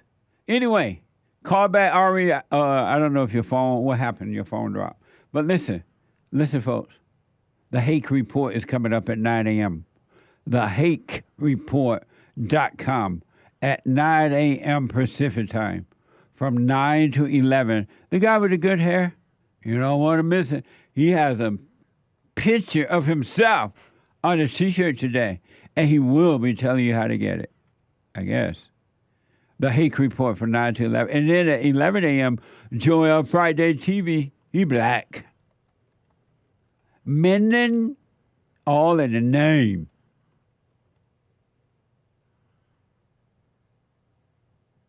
All in the name. Joel Friday TV at 11 a.m. And yesterday they had a live episode of Punchy TV. And here is just a little soundbite from that. Don't have it. Oh, you don't have it? Oh, okay. I thought Joel gave it to you this morning. Okay, they don't have the soundbite ready yet. Sorry, my bad. I misunderstood what we're saying. But check out Punchy TV on YouTube and Punchy.tv. Punchy, Punchie.tv. All right, 888-7753-773. Let me go down to over to Alaska and talk to Travis out of Alaska. Travis, welcome to the show. You're on the air. Hey, good morning, Jesse. How are you today? All is well, Travis. Good deal. Hey, so I called in on Thursday. I'm not sure if you remember or not. And I said I was going to, forgive my mom and dad. And so I forgave my mom, and she she was a little less receptive, but ultimately she received the message. And then I returned to my father, and I forgave him for not being there to protect me. And he was very happy to hear from me. And immediately after I forgave my dad, I felt a sense of peace. So much so that I have been seeing a single mom, and I know that I need to. I broke up with her. We broke up, and I wanted to know if it would be like not anytime soon, because now I have to focus on me, endure, and I do the silent prayer every day, twice a day, in the morning and before bed, and I wanted to know if at some time in the future, if I ever run into her, would it be appropriate to, I guess, forgive her, because it's not really her fault, right? Like, I knew she was a single mom, but I still decided to get involved. But that was when I'm still in a fallen state. And now I'm trying to overcome that fallen state. But does that make sense? Is it necessary that I do, if I see her in the future, reach out to her and say, hey, man, I'm sorry, and I resented you because you couldn't give me what I was looking for. But does that make sense? So I do understand the question. Number one, never, never, never, never, but ever. Never, never, never, never, ever. Ever again think about the future. Never do what if. Do not think about the future, because it doesn't exist. And if you never think about the future or past, you will always live in the present. You will always be right here, right now, all the time, where all the answers are, where life is, and everything. So don't think about what if I meet her. And then number two is, you don't need to forgive her, because it's not her fault that you got involved. It's not her fault that you thought you could get something from her that she didn't have to give you. Just realize that was in you, and it's not her. So just don't hold anything against her. She has her own issues, and she was already screwed up when she met you. So you're not at fault with her either. So forget about it and just move on. Understood. That's too easy. Amazing, huh? Yeah, wow. I mean, like you said that once you said, don't think about the future, only stay in the present. That's the whole purpose of the silent prayer. And the whole purpose of the silent prayer is practice so that we can learn to stay in the present where God is. 100%. Yeah, that makes a lot of sense. As long as you're in the present, just be aware. In the present, life is worked out for you. It's already laid out. It works. There's nothing you can do. It doesn't need your help. And there's nothing you can do about it anyway. And so, but you just got to, all you got to do is stay present. Isn't that amazing? Yes. And then, okay, I have one more question, if I may, Jesse. Okay. All right. So sometimes, I recognize, hey, the not me is having these feelings because I'm trying to get rid of him. And I understand that it's ultimately the objective is to be still. That said, how does that work with like happiness? Because sometimes what will happen is I'll recognize that the not me is trying to take over because he's been in charge this whole time. I watched Revolver and I was like, wow, that movie made so much sense. Yeah. I'm surprised people don't understand it. Anyhow, when the not me takes over or tries to take over, I recognize it, I sit in it, but I find myself laughing because I recognize it and I laugh out of happiness. But isn't happiness an emotion, and shouldn't I be trying to avoid that? Don't worry about that. Just whatever's happening, you just watch. If you you catch those thoughts and you're happy, just watch. Don't call it good or bad, right or wrong. Don't put a title on it. Don't put a name onto it at all. Okay. Okay. Because, I understand what you're saying. Because it could be that natural happiness that comes from seeing. Right. And that's exactly what it feels like the happiness from understanding. Yes, because there's a fake happiness that comes from hating, being angry, and there's a real happiness that comes from seeing. And that's the one you may have. That's what I'm telling you. Don't attach an identity to it at all. Okay. Understood. Awesome. Jesse, thank you for taking my call. I hope you guys have a great day. You too. And stay with us. Stay with us. No matter if the whole world turned against you, you stay with it. Yes, sir. I wish you well, man. I wish you well, too. Thank you, Jesse. You guys are doing God's work. Thank you, buddy. Amazing. All right. Bye now. Amazing. So a friend of mine texted me about the Jewish thing. At first he said, what a mess. When we talked to Ari out of Canada. He said, what a mess. Then he texted me back and he said, in reference to Ari, his father may be the darker kind of a Jew, but his mother is white. So he may be lighter, right? Who cares about his color? Who cares about his color, though? What the? But it's interesting. It's just so interesting. Every race, you got something going on. I wanted to talk to Ari about not the fact he doesn't love his enemy, but yet he said he loved God. And he says that they have to something. The ones that he loved, they must be righteous or something. How you know if they're righteous or not? What the? But anyway, 888-7753-773. Let me go quickly to Wayne in Texas. You've been waiting a minute. Wayne, welcome to the show. You're on the air. Hey, Jesse. A pleasure. How you doing? All is well, Wayne. Thanks for calling. I just wanted to let you know I've been doing the silent prayer morning and night about probably 9 months now, and I'm actually beginning to dream, like in my dreams. I'm doing the silent prayer. Nice.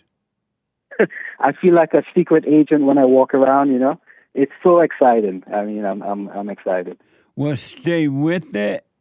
And even when you're not sitting and doing the silent prayer, when you're out and about, and I know sometimes you get caught up with your work, when you take a break from the work or whatever, become aware of your body and bring your mind back to your body so you can stay in prayer.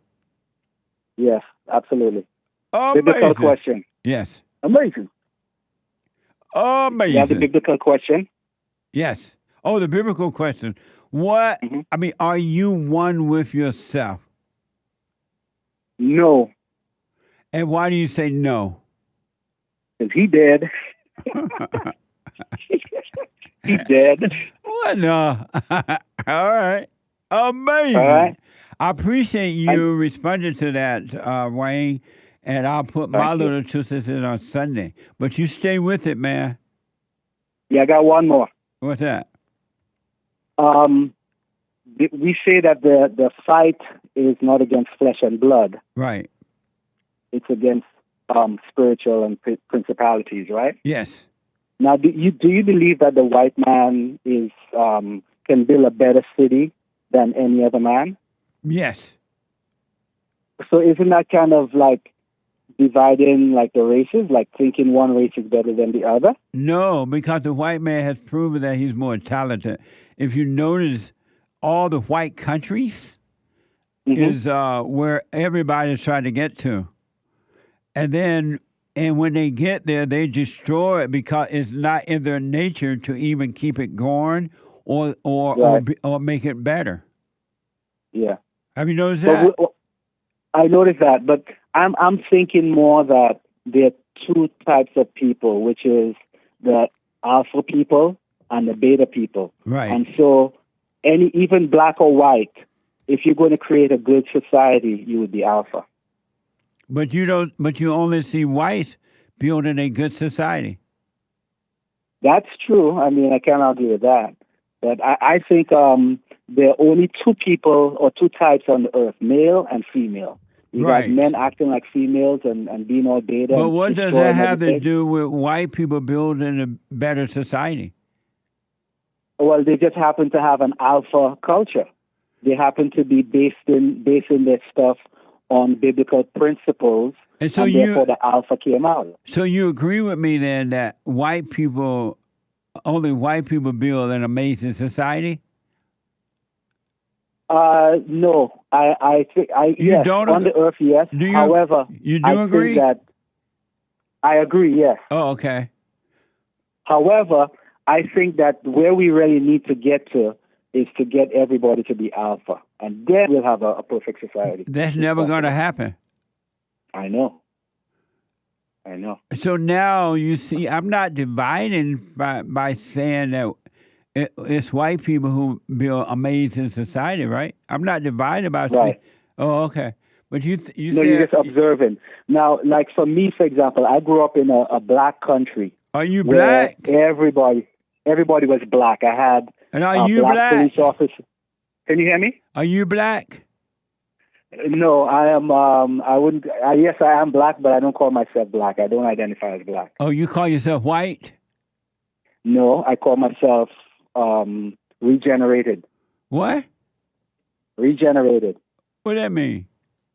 That means that I am doing the silent prayer. I'm working on myself. I'm a regenerated human being. And so, but if I saw you walking down the road, would I see a regenerated person or a black person? Well, you can't see my spirit, can you? And so I would see a black person. You'd see a black person. Okay, so you were about to say when you were in Africa, what happened? You grew up around all black?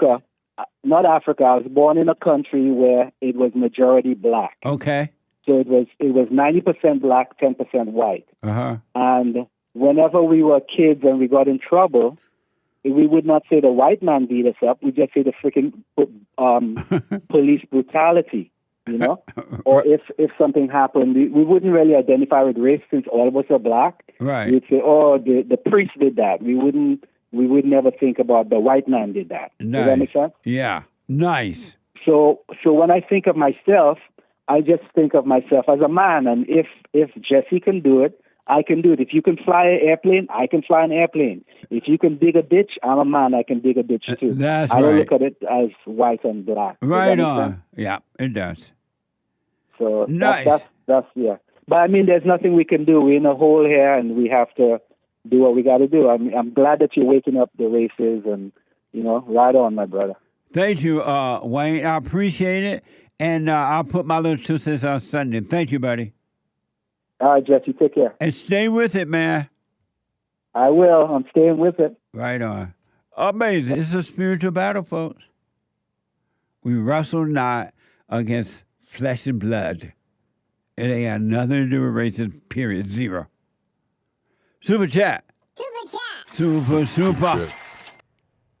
Wayne, I am that I am, bought a coffee. Space is fake, he says.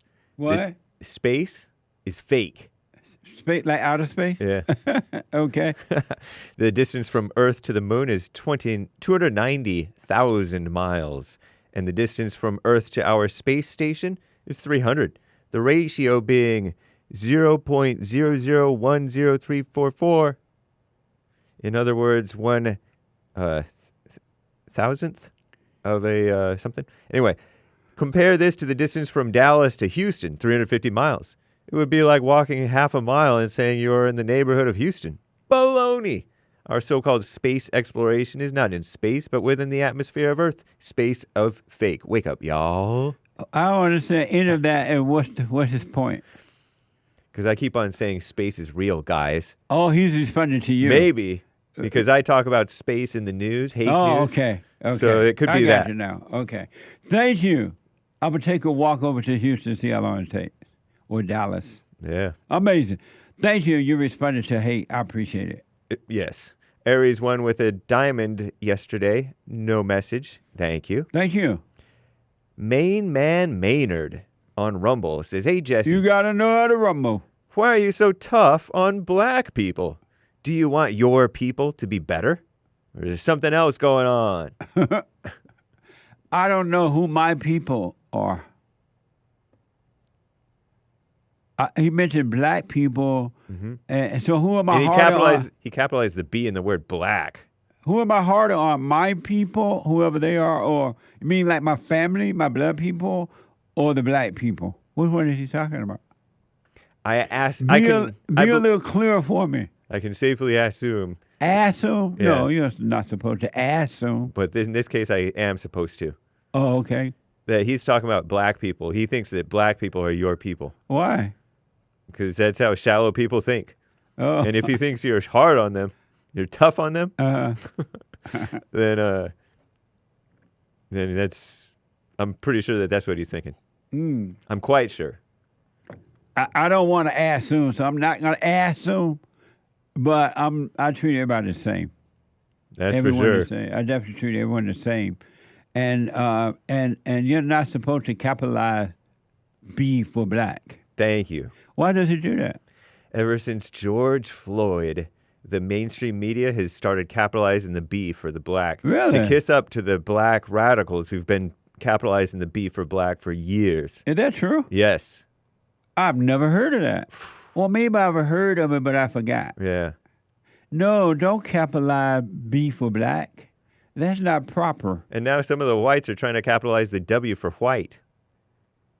They're like, how come you capitalize Jew, J for Jew, but not black and white? So I guess they're saying what's good for the goose is good for the gander. Yeah, but the geese and gander are basically apples and oranges. I didn't say geese. I said goose. Whatever. Yes, you're right. And so this one is a proper name, Jew, and then the others are just races, but black and white. But don't say geese because the black people try to eat them. Not all. No, the one just from Asian. But that's been debunked according to CNN. Geese is over here somewhere. CNN claims that's fake and they'll news. come running. But let me ask, is this person black? Main man Maynard? Uh-huh. The way he reacts is either he's black or a mama. Because I only feel that you're tough on people when it touches my ego. And so he must have his ego wrapped up in the blacks. Oh, okay. But like thank you, though. I appreciate it. Thank you for your support. Thank you. Yeah, thanks. Roger, over on X yesterday, said, the heart is deceitful above all things and desperately wicked. Who can know it? Jeremiah 17:9. Trust your feelings. Never trust your feelings. What the? Baba Thumper Thursday. Thank you. I appreciate it. Igor Tough Torta, crying emojis, crying rivers, resonated with Hake when you said no muscle white guys. Skull and bones emoji. Hey, there's a little bump there, Hake. Laughing face and salute. Thank you, Igor Tough Torta. That's right, Igor Tough Torta. Amazing. Thank you. Andre Carr says on X, Live X, keep Trump in the silent prayer? Absolutely. You got to keep the great white hope in silent prayer. Let God's will be done. Amazing. Thank you. Absolutely. Shout out to yesterday's top contributors on D-Live, Aries 1, Cactus Eater Bear, Games for Rec, Misty, Groovy Monkey, and the rest of the guys and gals on the D-Live crew. And thank you, guys. That's all for yesterday's Super Chats. We're caught up on those. Nice. Nice. Thank you. Let me take a break. 1 more hour to go. Thank you for your support. I absolutely appreciate it. Hate news is coming right now. Not the fake news, but the hate news. I'll be back in a moment, straight to your calls. 1 more hour to go. Back in a moment.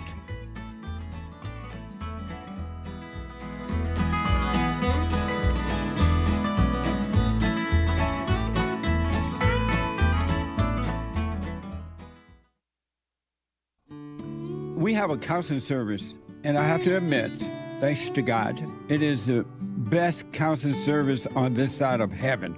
I counsel with men and women, families, individuals around the world. Most people are unhappy, they're miserable, they have rough lives, they're depressed, suicidal, young and old, of all races. I understand, I know why, and I do understand it. Because exactly what's happening in me is happening with everybody outside of me, inside of them. And I've noticed that with those who really, really, really want to understand, they overcome it just like that, out of one counseling session. If you need counseling, you can go to rebuildingaman.com or call 800-411-2663. 800-411-BOND. Best counseling service on this side of heaven.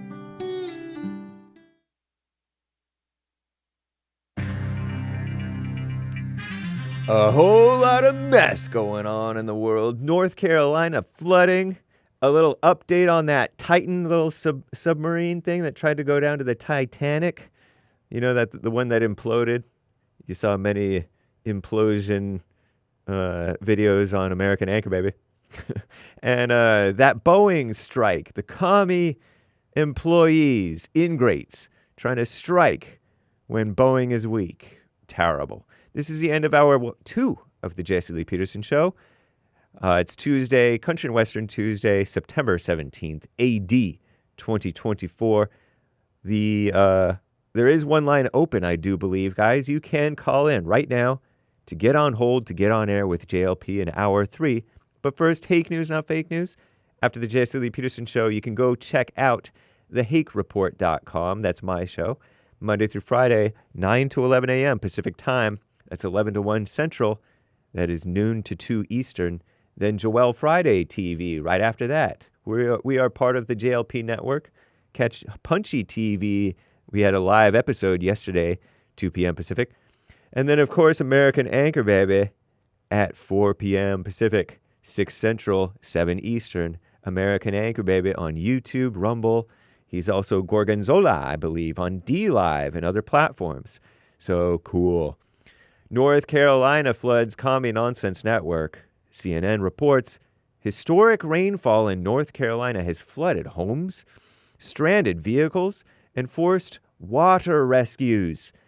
It's probably the worst flooding that any of us has seen in Carolina Beach, said town manager Bruce Oakley to Commie Nonsense Network of the tourist town not far from Wilmington, North Carolina. Carolina Beach was placed under a state of emergency yesterday, Monday, after an historic 18 inches of rain fell there just 12 hours. In 12 hours at one station, and it was a once-in-a-thousand-year rainfall event, according to the National Weather Service in Wilmington, North Carolina. Not to be confused with Delaware or that street down in Compton area. Flood watches remain for over 10 million people across North Carolina and eastern Virginia, which will begin to expire throughout today, including Charlotte, Raleigh, and Richmond. Titan tragedy. Remember that thing? The U.S. Coast Guard Monday began a multi-day hearing to examine the loss of the Titan, the ill-fated submersible that authorities said imploded in the North Atlantic Ocean in June 2023, killing all 5 people aboard during a dive to the wreckage of the Titanic. The first image of the damaged submersible sitting at the bottom of the ocean was shared at the hearing. Terrible. The presentation also revealed the vessel's final message just 6 seconds before it lost contact with the surface. Dropped 2 WTS. 2 WTs. The Titan's text to its mothership read, referring to weights the submersible could shed in hopes of returning to the surface. Seconds later, the Titan was pinged for the last time, and the mothership lost track of the vessel. More details will likely come from the hearing, expected to continue until September 27th, 10 days. And that Boeing strike. Boeing's making some temporary cutbacks amid a massive strike that virtually halted work on its aircraft. Boeing CFO Brian West Monday announced the company is instituting a freeze in hiring and non-essential travel and will consider furloughs for employees, managers, and executives. The plane makers also planning to reduce spending with some of their 10,000 suppliers, West said in his memo, quote, "We will stop issuing the majority of supplier purchase orders on the 736, 767, and 777 programs," he wrote. Boeing's on a weak financial footing, lost $33 billion since 2019. Negotiations between the union and the company are scheduled to resume this week with a federal mediator. Keep the government out of your life and these evil unions and these evil commie capitalist corporations, right? Anyway, the 47-year-old Voyager 1 in space, it fired up its thrusters that it hasn't used in decades. Shout out to NASA engineers, right? Space is real. I'm James Hake. Now back to JLP, Hour 3.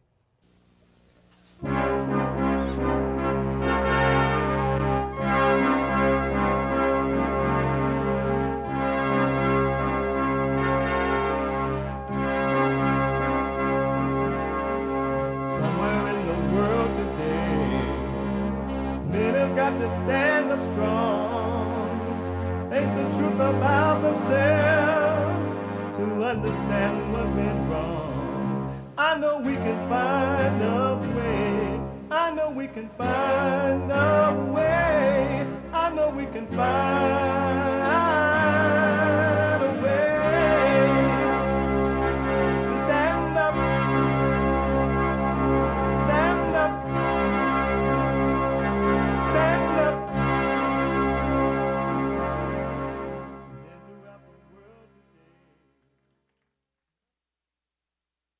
Uniting the races with truth instead of dividing them with lies. We're also rebuilding the family by rebuilding the man. I am Jesse Lee Peterson. Welcome to the third hour of the show today. You can get involved. There's one line open at 888-7753-773, 888-77-JESSE. And my biblical question for this week, and it's a doozy. Are you one with yourself? Are you one with yourself? Is you one with yourself? Are you one with yourself?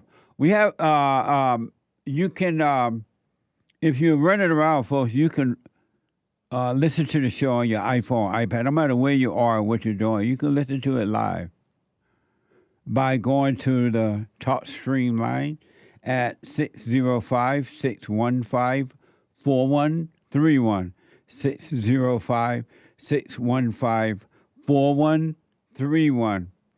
And to donate and have your comments read out loud, go to Buy Me a Coffee. BuyMeACoffee.com/JLP Talk. BuyMeACoffee.com/JLP Talk. Or Bond JLP Cash App. Bond JLP Cash App. And it's Tuesday. And every Tuesday, it is Country and Western Tuesday. Bring back, oh, bring back my country to me. Bring back my country to What me. the? Who let the dogs out? Woo. Amazing.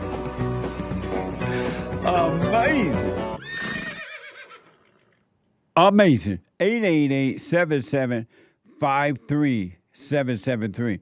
Before I get into the phone calls that I'm going to do it right now, in a minute here, I have a warning. Do what you want for men who have children. Or you're thinking about making children, getting married, making children, and this happens to you, and it will for the most part. Not all, but most. It will happen to you. It's going to happen to you. It will happen to you. Be ready. Some of you know that not only do we hear the stories here on the show, but I counsel with men and women and families, individuals, every day. And if you need counseling, want counseling, go to rebuildingtheman.com to make an appointment, or you can call 800-411-BOND, 800-411-2663. Around the world, I counsel with people all the time by phone, Skype, or FaceTime. I want to say to the guys who have children, and I hear it over and over and over and over again. But yesterday, I almost want to say I heard the most saddest story. Though I didn't feel sad, it was just amazing story that it's just amazing. So listen up over there on X, and over there on Instagram, and over there on rumble.com/Jesse Lee Peterson, and Cozy, where Christ is King. cozy.tv, right? And all around the world. Men, do what you want. I highly,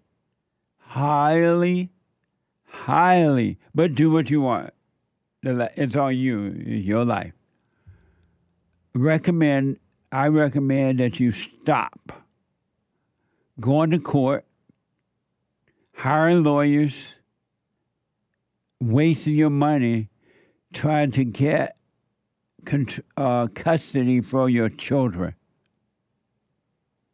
I highly recommend that you not cut the baby in half and let the woman have it. Just let her have them. Just let her have them. Because there are so many reasons, but I'll name a few. Number one, the court is not on your side.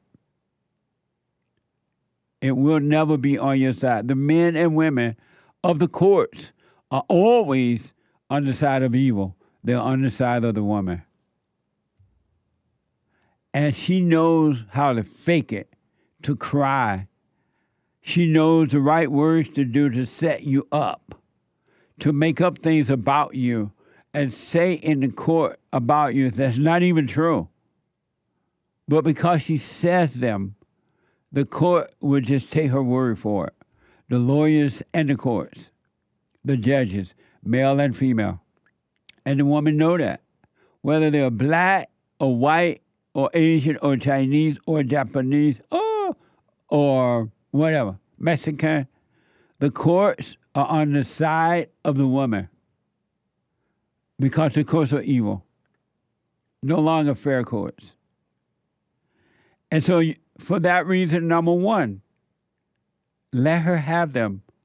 And number two, you need to realize immediately, without even a stumble, you need to realize immediately that any woman that would go to court to fight to keep you, the father, away from his children, knowing that, because she does know, it's not only hurting the father emotionally, it's hurting the children spiritually.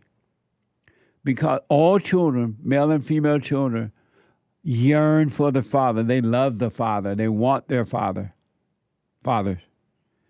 And any woman that's willing to go to court and destroy that to try to get back at you is an evil woman. Why would you go and fight evil and knowing that you're not going to win it? And it's just going to get worse for you. It's just going to get worse for you. I've heard of horrible stories that men have gone through and what the women have said about them in courts and are not true, but she says it anyway because her heart is wicked and she has no love for the children of the father, or anyway, it's all about her ego self, and she'll destroy your children. And they'll destroy it. They'll make up stuff. They'll just say things that are not true, and you can't prove. How can you prove a lie?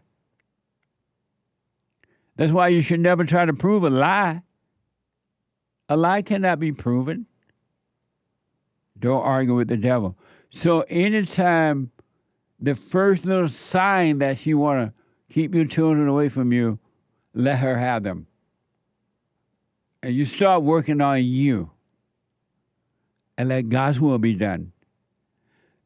Number three, you should not want for nothing. Want for nothing. Money, places, or things, or people, or nothing. Want for nothing. Because the problem is, let me see what number I made. 1, 2, 3. I may be at number 4, I think.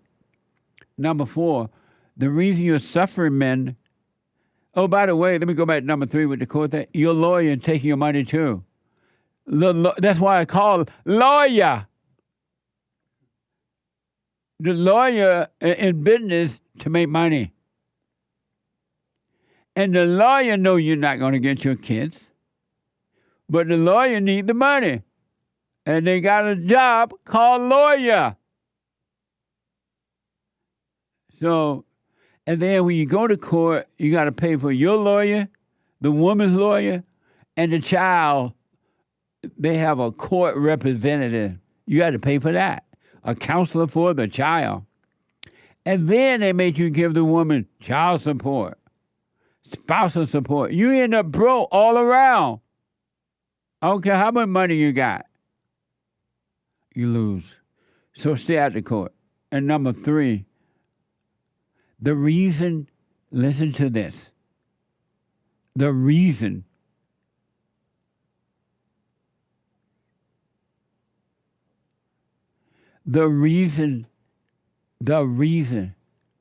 you're so desperate for the children, because you're wanting for something. You're wanting the children because it makes you feel like a good father. It makes you feel like a good dad. It makes you feel like when people looking at you with your kid, you fought for your kids in court. You're a good father. It's all emotional. It's all ego, and it's all lies. It's not love. And the wanting for it is ego. If you didn't want for it, you'd be able to drop it. You'd be able to not cut the baby in half and give it over. But you want it because your emotions are destroyed. And then you have the emotional people around you, telling you how, oh, you're such a good father. You fought for your child. Or if you don't fight for it, they say, you're not a good father. You didn't go fight for your child or your children. They're lying to you. And because you're emotional, you fall for it. You either feel like a bad father or a good father. But it's all ego, and neither one is true. Neither one is true. So get rid of the ego. Get rid of the identity of being a good father. You're going to end up in court and be destroyed. Because the more you try to get the child, the more money you got to spend to your lawyer and her lawyer and the courts.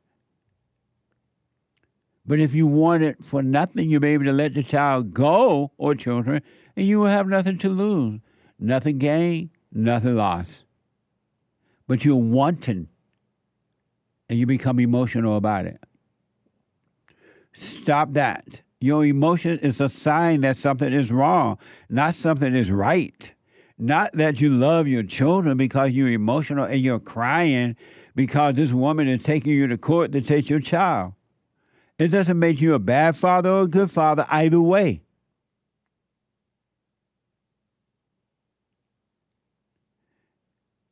And then when your kids become teenagers and things like that, they know how to manipulate you to get money from you and all kind of stuff.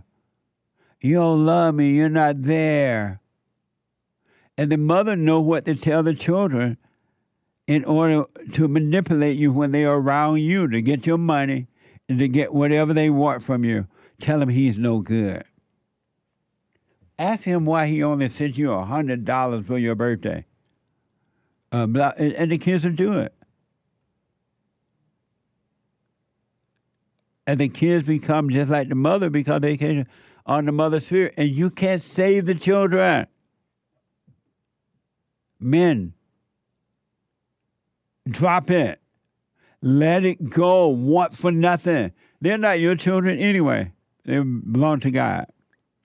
And if you were to realize that and start working on you rather than going against yourself by becoming more desperate, you work on you, you never know. The children may end up coming back to you.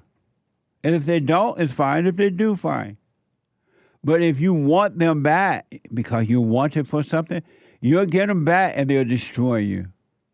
They'll rip you off. They won't obey you. You'll have a mess on your head. You'll be like, what in the world did I want these bad children back? So men, cut it out. Lay your weapons down. Lay your weapon down. Don't fight. And the mother of the children get worse anyway when you fight and when you give and try to please her. try to satisfy her. Don't fight. Lay your weapon down. And number 5, and that's it. When you lay your weapon down, you're totally giving up spiritually. And when you give up spiritually, trying to save yourself or anyone or wanting for something, the world is yours. You should have it all. And yet it would mean nothing to you. You will not get a sense of pride or a sense of feelings from it or ego feeling or anything. You will have perfect love. And you will have more than your children and everything else. It'll be amazing. But you got to completely let go. The stories I've heard recently about counseling of what these women are doing to the children and the father, and especially the father, is just pure evil.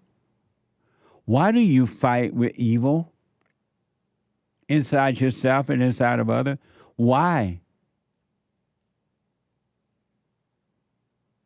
And don't be looking at the kids' yearbooks, and don't be sending them birthday cards or anything. Walk away and be done. Because while you're sitting there looking at the yearbook, or maybe he or she, your daughter or son, may be on the soccer team now, or the basketball, or whatever, and you're going to sit there and cry by looking at the book. Why do you want to bring yourself ego pain? Crying about it is all ego. It's not a sign of love at all. And it's not about the children, it's about you. So drop it. Evil can be defeated inside of you. I'm pointing at my forehead. And inside of others. If you lay your weapons down. If you stop fighting. The world tells you to fight, fight, fight. I'm telling you to lay your weapon down. The right way is to lay your weapon down. And I'm not talking about you got to self-defense yourself, defend yourself in physical. I'm not talking about that. I'm talking spiritual. You have the greatest power on earth inside of you that will fight your battle for you, but you won't let it happen. You won't let it happen. You don't trust that. You trust your thoughts. You're afraid of not trusting your thought. And to the person I counseled with yesterday, do what you want. But I highly recommend you lay your weapon down. Hopefully you did it yesterday, but lay them down. You will be destroyed. And drop your tears and live your life. Stay present. Don't think about the past or future. Don't do anything thinking one day I'll have my children back. That's the wrong motivation. You want to be right because it's right to be right. Not because of what you can get from it, or you might get from it, or you want to do it for someone else. That's not going to help you. So men, lay it down. Stop it. Do what you want, of course. But that's not love. You're not fighting for love. You're fighting for ego. You really are as bad as the woman, except that she's pure evil by trying to take your children and make the kids suffer too. But your fight back is all ego. It's about you. It's not about the children from the father either, because it's about making him look like a good father, make him feel good to have his children to be a father, make him feel good because he fought. It's all ego. It's not love. Love is about letting go of. It's never about what you're getting. Never about what you can get. It's always about what you can do without. What and whom you can let go of. Give that a good try. Lay your weapon down, men. Keep your money and go build yourself a house. Don't go look for another woman or anything. Don't want for anything. Just look for the kingdom of God in his right way and all be added. You've been taught wrong. And don't let those weak beta men and women tell you, oh, you're not fighting. You're a bad father. You're not fighting. Don't tell them. Because they're blind too. Or if you are fighting, don't let them pat you on the back what a good person you are. That's all ego is going to motivate you and drive you in the ground. And when you're in the ground, they're gone. Anyway, do what you want, but you've been told. You've been warned. 888-7753-773. Tony out of Massachusetts. Tony, welcome to the show. You're on the air. Tony. Tony once. Tony twice. No, Tony. Rich out of Florida. There's a line open, 888-7753-773. Rich, welcome to the show. Yeah. You're on the air. Good day, Jesse. How are you? All is well, Rich. Well, I wanted to comment on the idea of predicting the future of not having babies. I don't take any futures from fallen human beings. When the Son of God was asked about the future, and he said, I don't know, only my Father knows that. Anybody who's predicting things like that thinks they know God's will. What are you referring to, Tony? I'm sorry. I mean, Rich. The young man who said not having babies would end suffering. Oh, that was Andrew, I think. Yeah, Andrew. Go ahead. Okay. That was an idle mind at the devil's workshop. He was sitting around trying to predict the future. So yeah, the final part of that. You're not supposed to think about the future at all. You're supposed to live in the present. And I would take the purpose of suffering from the wisest man that existed in all time. He wrote a book called Ecclesiastes. It tells you a lot about the importance of suffering, especially when you believe everything is meaningless. But anyway. Amazing. I appreciate that, Rich. Thank you, man. Thank you, sir. God bless you. Have a great day. You too. Thank you. Amazing. Take no thought about tomorrow.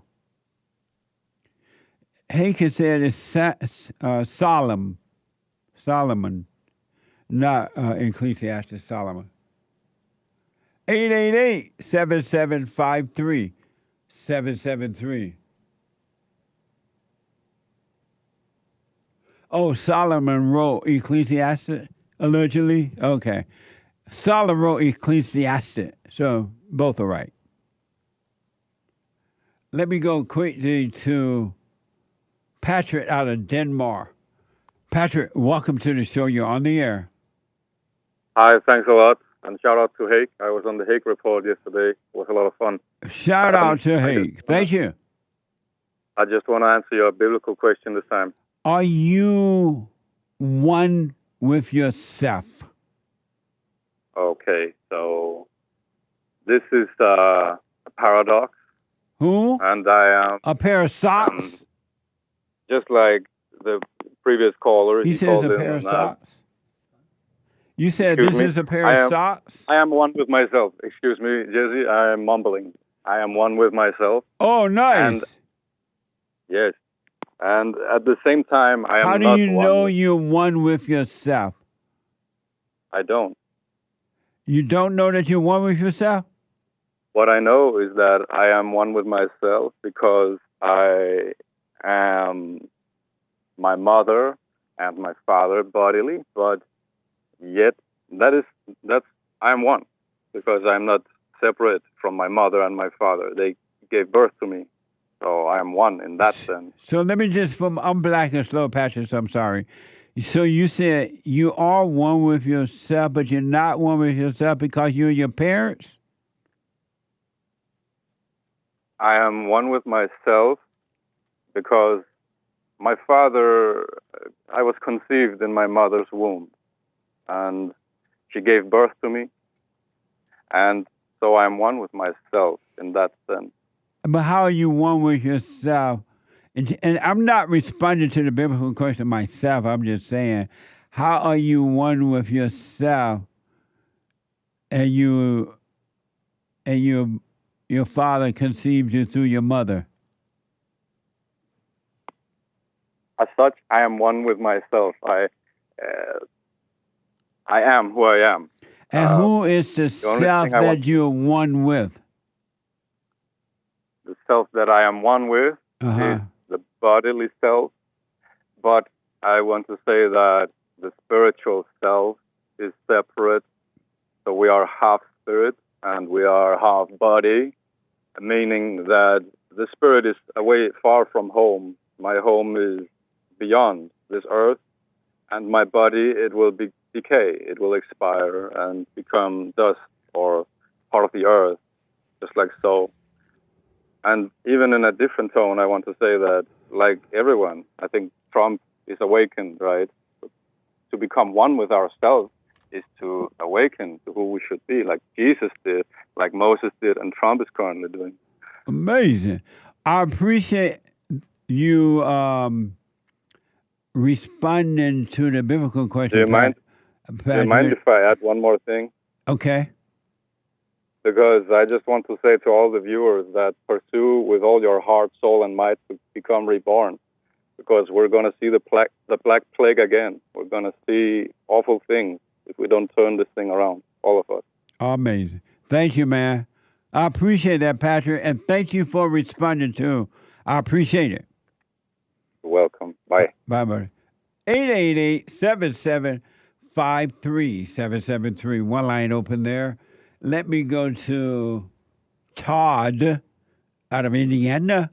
Todd, welcome to the show. You're on the air. Hey, Jesse, huge fan. Thank you. I had a question. Are you a first-time caller? No, I've called before. Oh, okay. Go ahead. I worry not worry about the future. I think about it a little bit. I try to hold back, but my concern is population. I think one of them. We're at 8-9 billion now. If we go to 12, we're in trouble. If we go to 15, with the machines taking over, I think we could be in big trouble. Just because of jobs in general. That's just my concern, I guess. And why do you worry about that?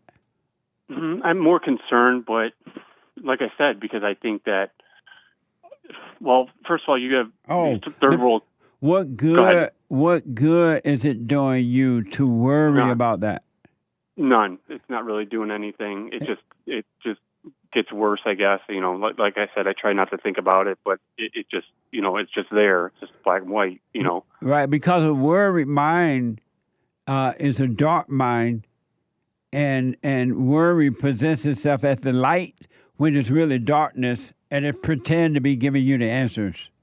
Yeah, I agree. So don't worry. Don't think about tomorrow. Yeah. Just stay right here, right now, and you'll be fine. Yeah, I agree. Thank you. And the quick question on Kamala Harris. I know, but hold on a minute. Let's slow down. Does that really make sense to you? Yeah, it does. It does. There's nothing I can do about it.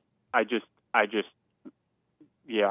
so I guess wait and see. I'll be long gone. We'll be long gone. Right, you'll be long gone. Whatever happens, if there is a future, it won't bother you. Won't be here anyway.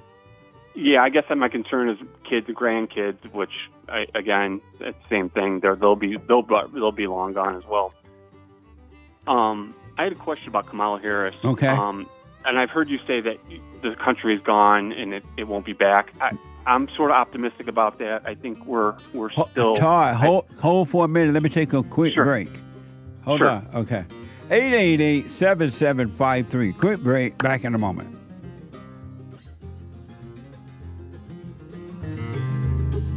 I forgot the treasure chest is open on D Live.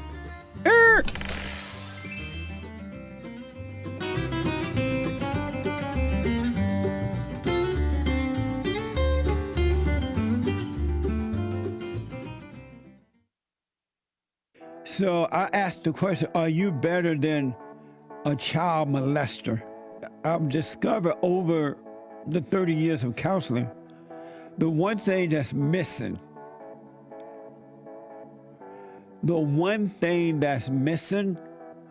And I think because it's not taught in the homes or talked about, we don't have examples of it, right? Is love. Our theme this year is to bring back Christianity, to love God with all our heart, soul, and might, our neighbor as ourselves, and to endure. And when you're in a fallen state, people will judge the molester but think they're better than the molester. And I ask, well, why do you think you're better? When I realized it doesn't matter what you think about yourself or how much you have or don't have or how you accomplish things in life or don't. If you have no love, you have nothing.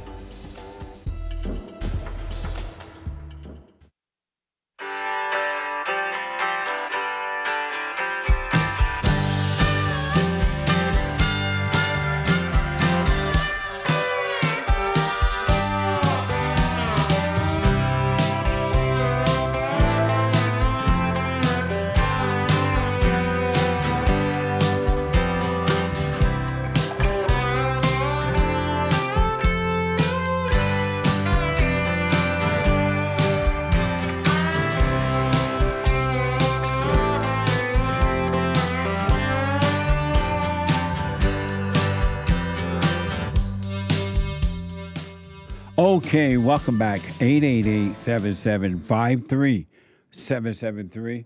888-77-JESSE. The Hake Report coming up, all right, at the top of this hour. And James Hake is on fire. Did you hear his show yesterday? Oh, my God. He came back like fire. He had been out, whatever, keeping him out of work. But he came back, and his hair was on fire. If you didn't catch that show yesterday, do a podcast yesterday's show. And tune in today at 9 a.m. Pacific time. The Hake, H-A-K Report.com. And after the Hake Report, Joel Friday TV.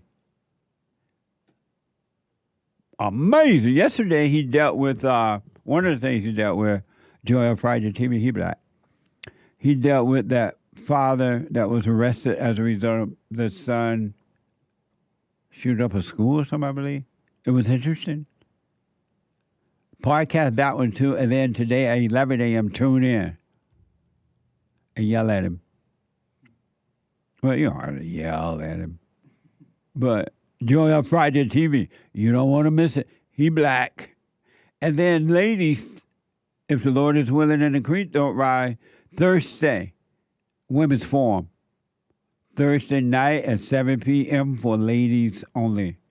Every third Thursday night. And those meetings, and I'm not faking it. I have to tell the ladies, I have to literally just stop the meeting. And then I'm like, ladies, it's over, bye. They're so deep and so interesting. We just have to end them at a certain time because they're so deep. It's like, you know, some meetings, they just kind of come to an end and you know, okay, it's over. Clock time. Not these meetings. 7 p.m. every Thursday night. And then at 4 p.m. today and every day, Monday through Friday, the American Anchor Baby. Energy given to him by God. And he's loved by everybody. He's loved by all. He's the Son of God. The American Anchor Baby at 4 p.m.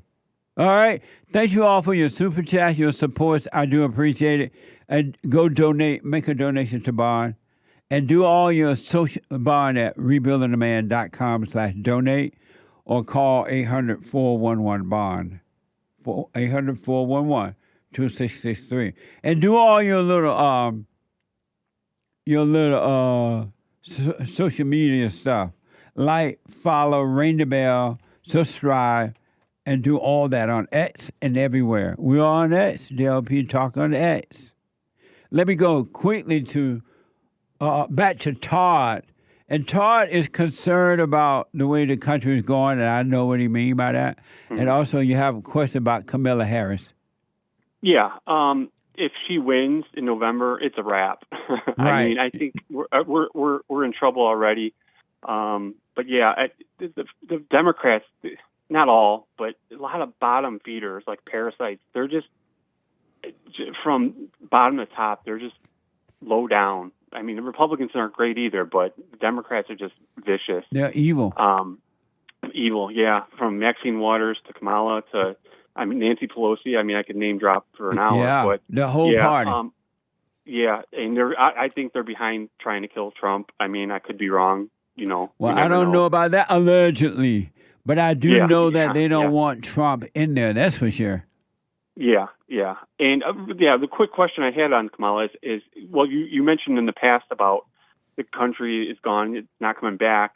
If that's true, why not just vote for Kamala in the New World Order?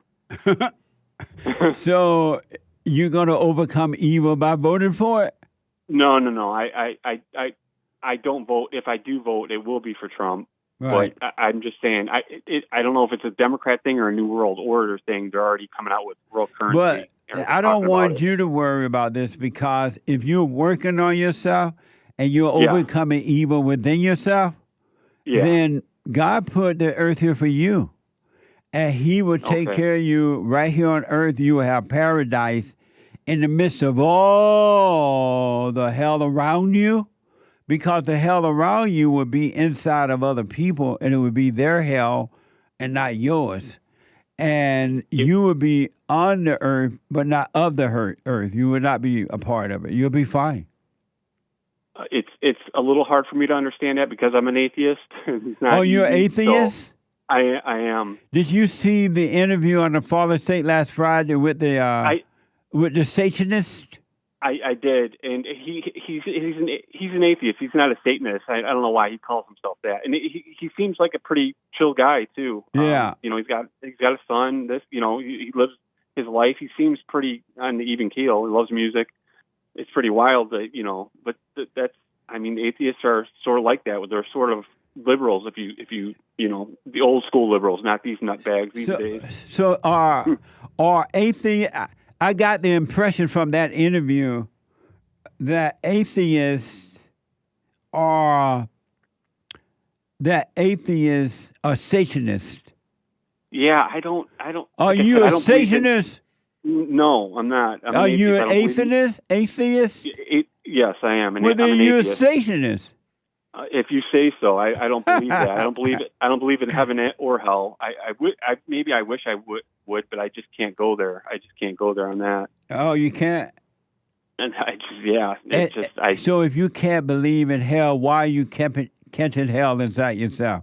I still know what right from wrong is. But you catching hell, so you don't know what right is. You just know hell. I don't believe that. I think I've got a pretty good life. It's not the best. It's not the worst. But if you knew right from wrong, how is it possible to be catching hell that you're catching inside of you? If I'm catching hell, it's self-inflicted. Why are you self-inflicting hell on yourself? Just a bad choice. Like if I go out drinking on a weekend. But why would you make a bad choice for yourself? Sometimes you don't know whether you could have, I don't know, maybe a DUI is a different story. But yeah, I mean, choice, like I guess that goes back to free will. I think I do have a free will. If you had a free will, why don't you never, ever, ever, ever again inflict hell on yourself? If I tripped down the stairs, I wasn't watching my step. I'm not sure. We're not talking about tripping down the stairs. We're talking about the hell that is within you. Man, I don't know if there's hell in me. Like I said, I've got a pretty good life. I've got kids, wife. But yet you're miserable on the inside. I don't believe I'm miserable. You have fear. I take the good with the bad. No, you have fear. I don't have fear. I have concern. I don't. You have a perfect peace? No. You don't have perfect peace? No. But why don't you will yourself to have perfect peace? Yeah, I'm trying to connect the dots. Like I said, I've been listening for a long time. And nice. I'm there. We're on the same page. Right. I agree with about 90% of what you say. I just can't get over some of the like I said, it's not easy being an atheist and listening to your show. And, it's not. And why not? Why not? Like I said, because again, free will. I'm an atheist. I don't know. It's pretty wild. Why do you call yourself an atheist? Because I don't believe in heaven and hell. I think that there's too many crazy things that are going on in the world. But let's say you don't believe in heaven and hell. Why call yourself an atheist? Why not call yourself anything? Yeah, I guess I'm agnostic. I'm not sure. No, why not? Why give yourself a name or a title, period? Yeah, I try not to label myself. No, why do you do it, though? Just because if somebody asks me, like I've heard you ask a lot of people who they are. Well, I'm nobody, I guess. That's fine. I get it. Why do you do it then? If somebody asks me to describe myself, you immediately go to what you do for a living, if you're married or not, right? What you like to do. But that's not who you are. Yeah, I understand. No, I understand. I got a text from my friend Roseanne Barr. Okay, great lady, great lady. And she's like, "Why did you have Satanists on your show? What the?" she's like, "Oh my God." Yeah. I got to respond, Roseanne. I'll tell you later today. Sure. But let me ask you this, Todd. Yeah. Number one, I want to tell you this. Don't worry about tomorrow, right? If this, God forbid, but if this woman, Kamala Harris, should get in, don't you go into worry. Sure. You stay present, and you'll be fine. One last thing, real quick. And then the thing I want to ask. Sure. Yeah. If your parents had never named you, if they had never given you the name Todd, if they gave you no name at all, who would you be? Like a different name, you mean? No, if they gave you no name at all, if they never named you, who would you be? Yeah, I'm not sure. I'll have to think about that. I'll have to think about that one. It's pretty wild. Yeah. But I had one last thing. If in your whole lifetime, how old are you now? 47. If for 47 years you were never named, they never named your name, and as a result of not giving you a name, you can never identify yourself as Todd. Who would you be? Who would you be? I don't, John Doe. I'm not sure. That's still a name, Todd. If you never, just think about that. I want you to think about that. Let me know. Had you never, if your parent had never given you a name, who would you be today? I'll definitely think about that. One last comment. Yes. 2 out of 3 Jewish people in America voted for Joe Biden. That's just wild to me. Like these, I was as surprised as you when I heard like Jewish people in general are conservatives. You would think that they were. Right. I thought they were. It's just wild that I can't believe 2 out of 3 Jewish people in America voted for that Joe Biden. Let's assume that I'm telling the truth because I can't be far off. I don't know what's wrong with the Jews. Yeah, thank you. Real quick, are you Jewish? I'm not. Oh. And I believe, and I've also heard you real quick. I don't believe the Jew. How do I say this? I don't think the Jewish people like Christians. I'll say it like that. I have Jewish friends who love me. Fair enough, but in general, I don't believe they love the Christians. And do the Christians love the Jews? I think so. I believe so. Why you believe that? Just from what I've heard and told and read. So yeah, I had to get that out again. And now, I'm not sure what Trump's going to do.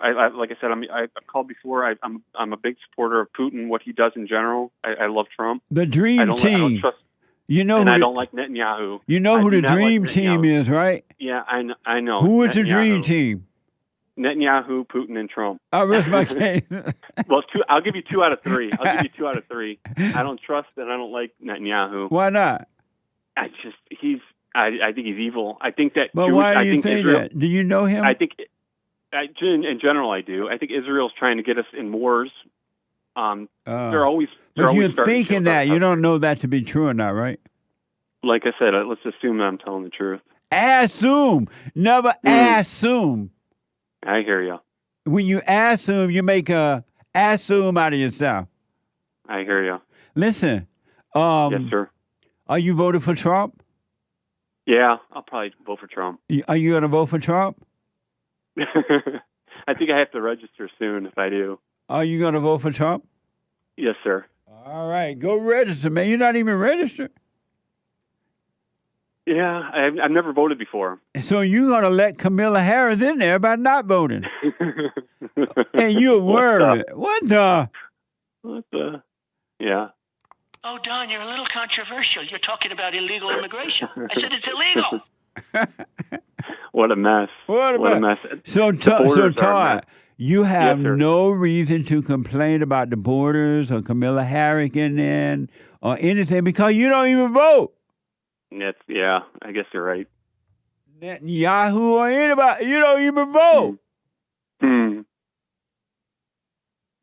We're losing a lot of money for these stupid wars. You can't complain and you ain't voting. I'm an American, I can complain. No, you're not voting. When my taxes go to when you what's can going on in the vote, world, when you vote, then you can complain. Oh, fair enough. Fair enough. So go and register, Todd. What's up? Yes, sir. And, yes, sir. And once again, who is the dream team? Do I have to say Benjamin Netanyahu? Who is it? I ain't saying his name. It's not even his real name. What a mess. Todd, let me know you voted. I mean, you have registered to vote and you're going to vote. Yeah, I'm going to vote. All right, man. All right, be good. Call me again. Good call. All right, sir. All right. Amazing atheist who has never voted and who doesn't vote. Super chat. Super. Jacob bought 3 coffees on buymeacoffee.com/JLP Talk. Hi, Jesse. I am new to your show and I love your show. Thank you. I have 2 questions for you. One, I never hear you talking about Marcus Garvey. What do you think about Marcus Garvey? Who is Marcus Garvey? Some people speculate that it's Obama's dad, but that's just speculation. Who is Marcus Garvey? He was black. He's black. Black radical. I have heard that name, but... Jamaican-born British political activist, Pan-Africanist, orator, entrepreneur. 1887 to 1940. Oh, so I guess that's not speculated to be Marcus Obama's dad. I must be confusing him with somebody else. The reason I don't talk about Marcus Garvey, it does sound familiar when you hear. When I hear the name or when I heard the name, it sounds like, but I had no idea who it is. And I think he is black, but I have no idea who he is. But thank you. I'll look into it. Thank you. I was confusing it with Frank Marshall Davis. They all sound the same. I had never heard Marcus Garvey being associated with Obama. No, I made that up. Messiah. I was confused with Frank Marshall Davis. People think it's Frank Marshall Davis. You're back. Yeah. Okay. Ariadne J, now a member. Thank you, Ariadne, a monthly supporter on buymeacoffee.com. Right on. Thank you. /JLP Talk. I appreciate it. Thank you. Yeah. Mr. Kelly, 3 coffees. My coffee was missed from late Friday. Are those short daily videos like Express Yourself Friday uploaded anywhere on social media? If not, I would consider it. They make for nice, shareable videos to drive viewers and messaging. Sorry about that. Between Nick and I, we confused and forgot to read yours, maybe, Mr. Kelly. Thank you, Mr. Kelly. We'll never do that again, not intentionally. And great idea. Thanks for the support. Thank you. I neglected to read Jacob's other question, too. I hear you saying, what is wrong with black people? Isn't it a great idea for black Americans to go back to Africa and forgive their ancestors so that they will be free forever? No, they need to forgive their mama and be free. Because they can go and do what the ancestors say, but they don't forgive their mama and father, they're not going to be free. That's where they get their identity from, the false identity. But thank you. Good suggestion. Thank you. Thank you, Jacob and Mr. Kelly. Right on. Cool suggestion on the Express Yourself stuff. Yeah. Free Your Mind, morning, Uncle Jesse, all the way from New Zealand. Amazing. A Kiwi. My question is, how can I let go of my anger and emotions? I'm doing the suggested steps and it helps me, but I still struggle and get emotional and upset. Beta! Because besides the silent prayer, what else could I do? I wish you all well. Beta! Listen, do nothing. Really. Just watch the thought now. and let them pass. Just watch them. That's all. That's the beauty about this whole thing. You are not required to do nothing. Do nothing. You don't need to do anything. Now all you need to do is watch. And don't call them you anymore. Don't say me. Just watch. I wish you well. Stay with it. Stay with it. Stay with it. Amazing. P.S. from Free Your Mind. If Donald Trump, the Great White Hope, doesn't win, come live in New Zealand. Thanks. Thanks, emoji. I'm on my way. Thank you. If he doesn't, I'm on my way. Thank you for the invitation. Thanks Appreciate again. it. Free your mind. And thanks for the support. Popcorn Slump Cake bought a coffee. Jesse, do you think there's a difference between the hate that God had referenced in the Bible and human hatred? And if you do, where did you get the distinction from? Do you think that people just can have the same type of hate that God had? Because human nature is evil, is of the devil, and the emotions that human beings feel behind anger and hatred, which are the same, is evil. God, judgment is perfect love. There is no emotions involved in it. And you're just comparing that word hatred with what you feel, but it's not the same at all. Thank you. Popcorn Slump Cake, how do you personally decide which parts of the Bible to repeat? Which parts not to repeat? You told a caller that you don't think certain verses are true because the Bible has been rewritten, quote unquote. So my question is, how do you decide this one I'll repeat and this one isn't true? What kind of process? What's that process like? By not deciding. Just live. The best way in life to live is never make a decision. Stop deciding and just let it happen naturally. Give that a good try, see what happens. Stop deciding. Except for dinner or lunch or breakfast or the color of your house or blah, blah, blah. Practical decision. Otherwise, stop deciding. Amazing. Thank you. Great questions, Popcorn Stump Cake. Yeah, Sam Lemons, sure is. 3 coffees. Good morning, JLP and the experts. Biblical question. Are you one with yourself? Yes. Thank you. Note, it took the death of my ego for myself and I to He said yes and then no? No, he says note. Oh. Not note. He says yes. And then note. And please note it took the death of my ego for myself and I to become one. But now he did in my JLP voice.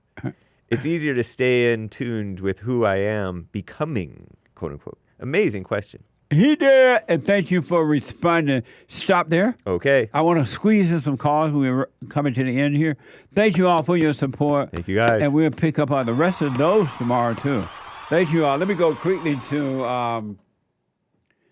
Ahmed. Is it Ahmed? Ahmad, a first-time call out of North Carolina. Ahmad, welcome to the show. You're on the air. Hey, Jesse, how you doing? All is well, Ahmad. Good, good. So my question was about salvation, Jesse. Okay. Okay, well, a little bit about me. My name is Ahmad. My friends call me Ahmed San Antonio because I'm a Spurs fan. But I'm a. Let me tell you this. Go right to your question because we're running out of time. Okay, so I'm a gay Muslim, transgender gay Muslim, but I still believe in salvation. So can I get into the kingdom of heaven as a gay transgender? And what is salvation that you believe in? Well, just get it accepted by God, even though I'm black and a gay transgender Muslim. But I believe God can still accept me, right? He's black. Are you joking about being a black gay? No, I'm serious. My parents came from Africa, and I was born here because they came after the war. But so I grew up Muslim, but I'm a transgender gay Muslim. But I still believe in salvation. I'm not like the other guy who's an atheist who don't believe in heaven. So I was wondering, am I still gonna get accepted? What I would recommend, don't worry about being accepted or not. Stop calling yourself those names and just live. Stop putting titles on yourself. All right, but like identification-wise, people gonna ask me what I am. I am a country boy too, but besides all that, But if they ask you, you ain't got to answer them just because they ask you. Yeah, you're right. You're right. But as far as God and salvation, God knows that you are none of those things that you call yourself. He knows those are false identities that you have attached to yourself. but it's not who you are. So as a result of that, God loves you, and he's not rejecting you at all. Okay, even though I feel those things, because, the Bible says that, a man who lay with a man can't go to the kingdom of heaven. No, it says not if you stop calling yourself that, and those identities will disappear, and you'll be yourself again. You're just making a mistake by identifying with that, not realizing you identify with evil. Stop calling yourself those things. Give that a good try. Let me know how it goes. Don't ever call yourself that again. All right. Thank you, Jesse. All right, buddy. Call me again. All right. Bye. Bye now. I am so out of time. What an amazing way to end the show with. What the? Gay, country, bisexual, what, transgender? I don't think he said bisexual. But anyway, I am out of time. Thank you for your support. Get on that straight and narrow path and stay there, folks. It will, I can't find the words.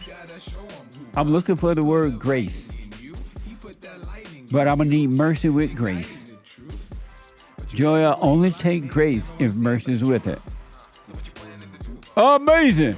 So forgive your mother, forgive your father. Stop identifying things yourself with anything or anyone.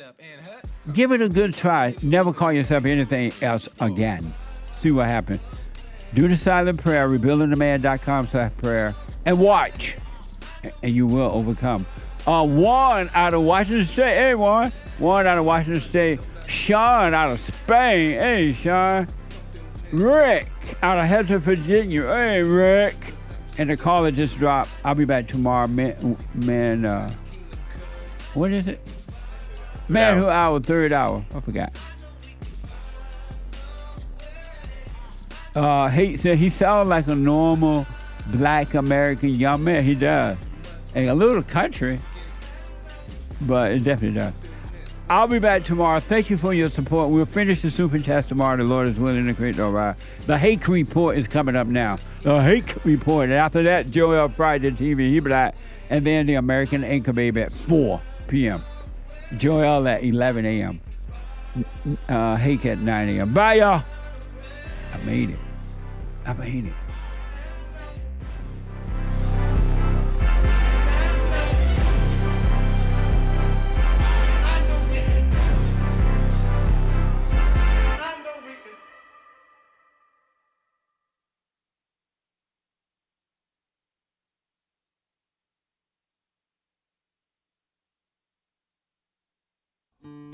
We have a counseling service, and I have to admit, thanks to God, it is the best counseling service on this side of heaven.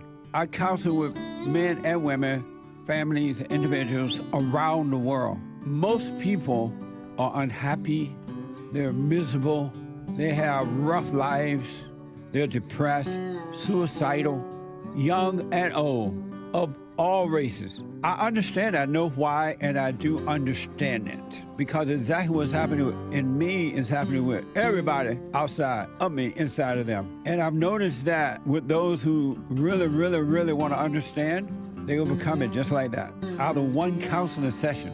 If you need counseling, you can go to rebuildingtheman.com or call 800-411-2663. 800-411-BOND. Best counseling service on this side of heaven.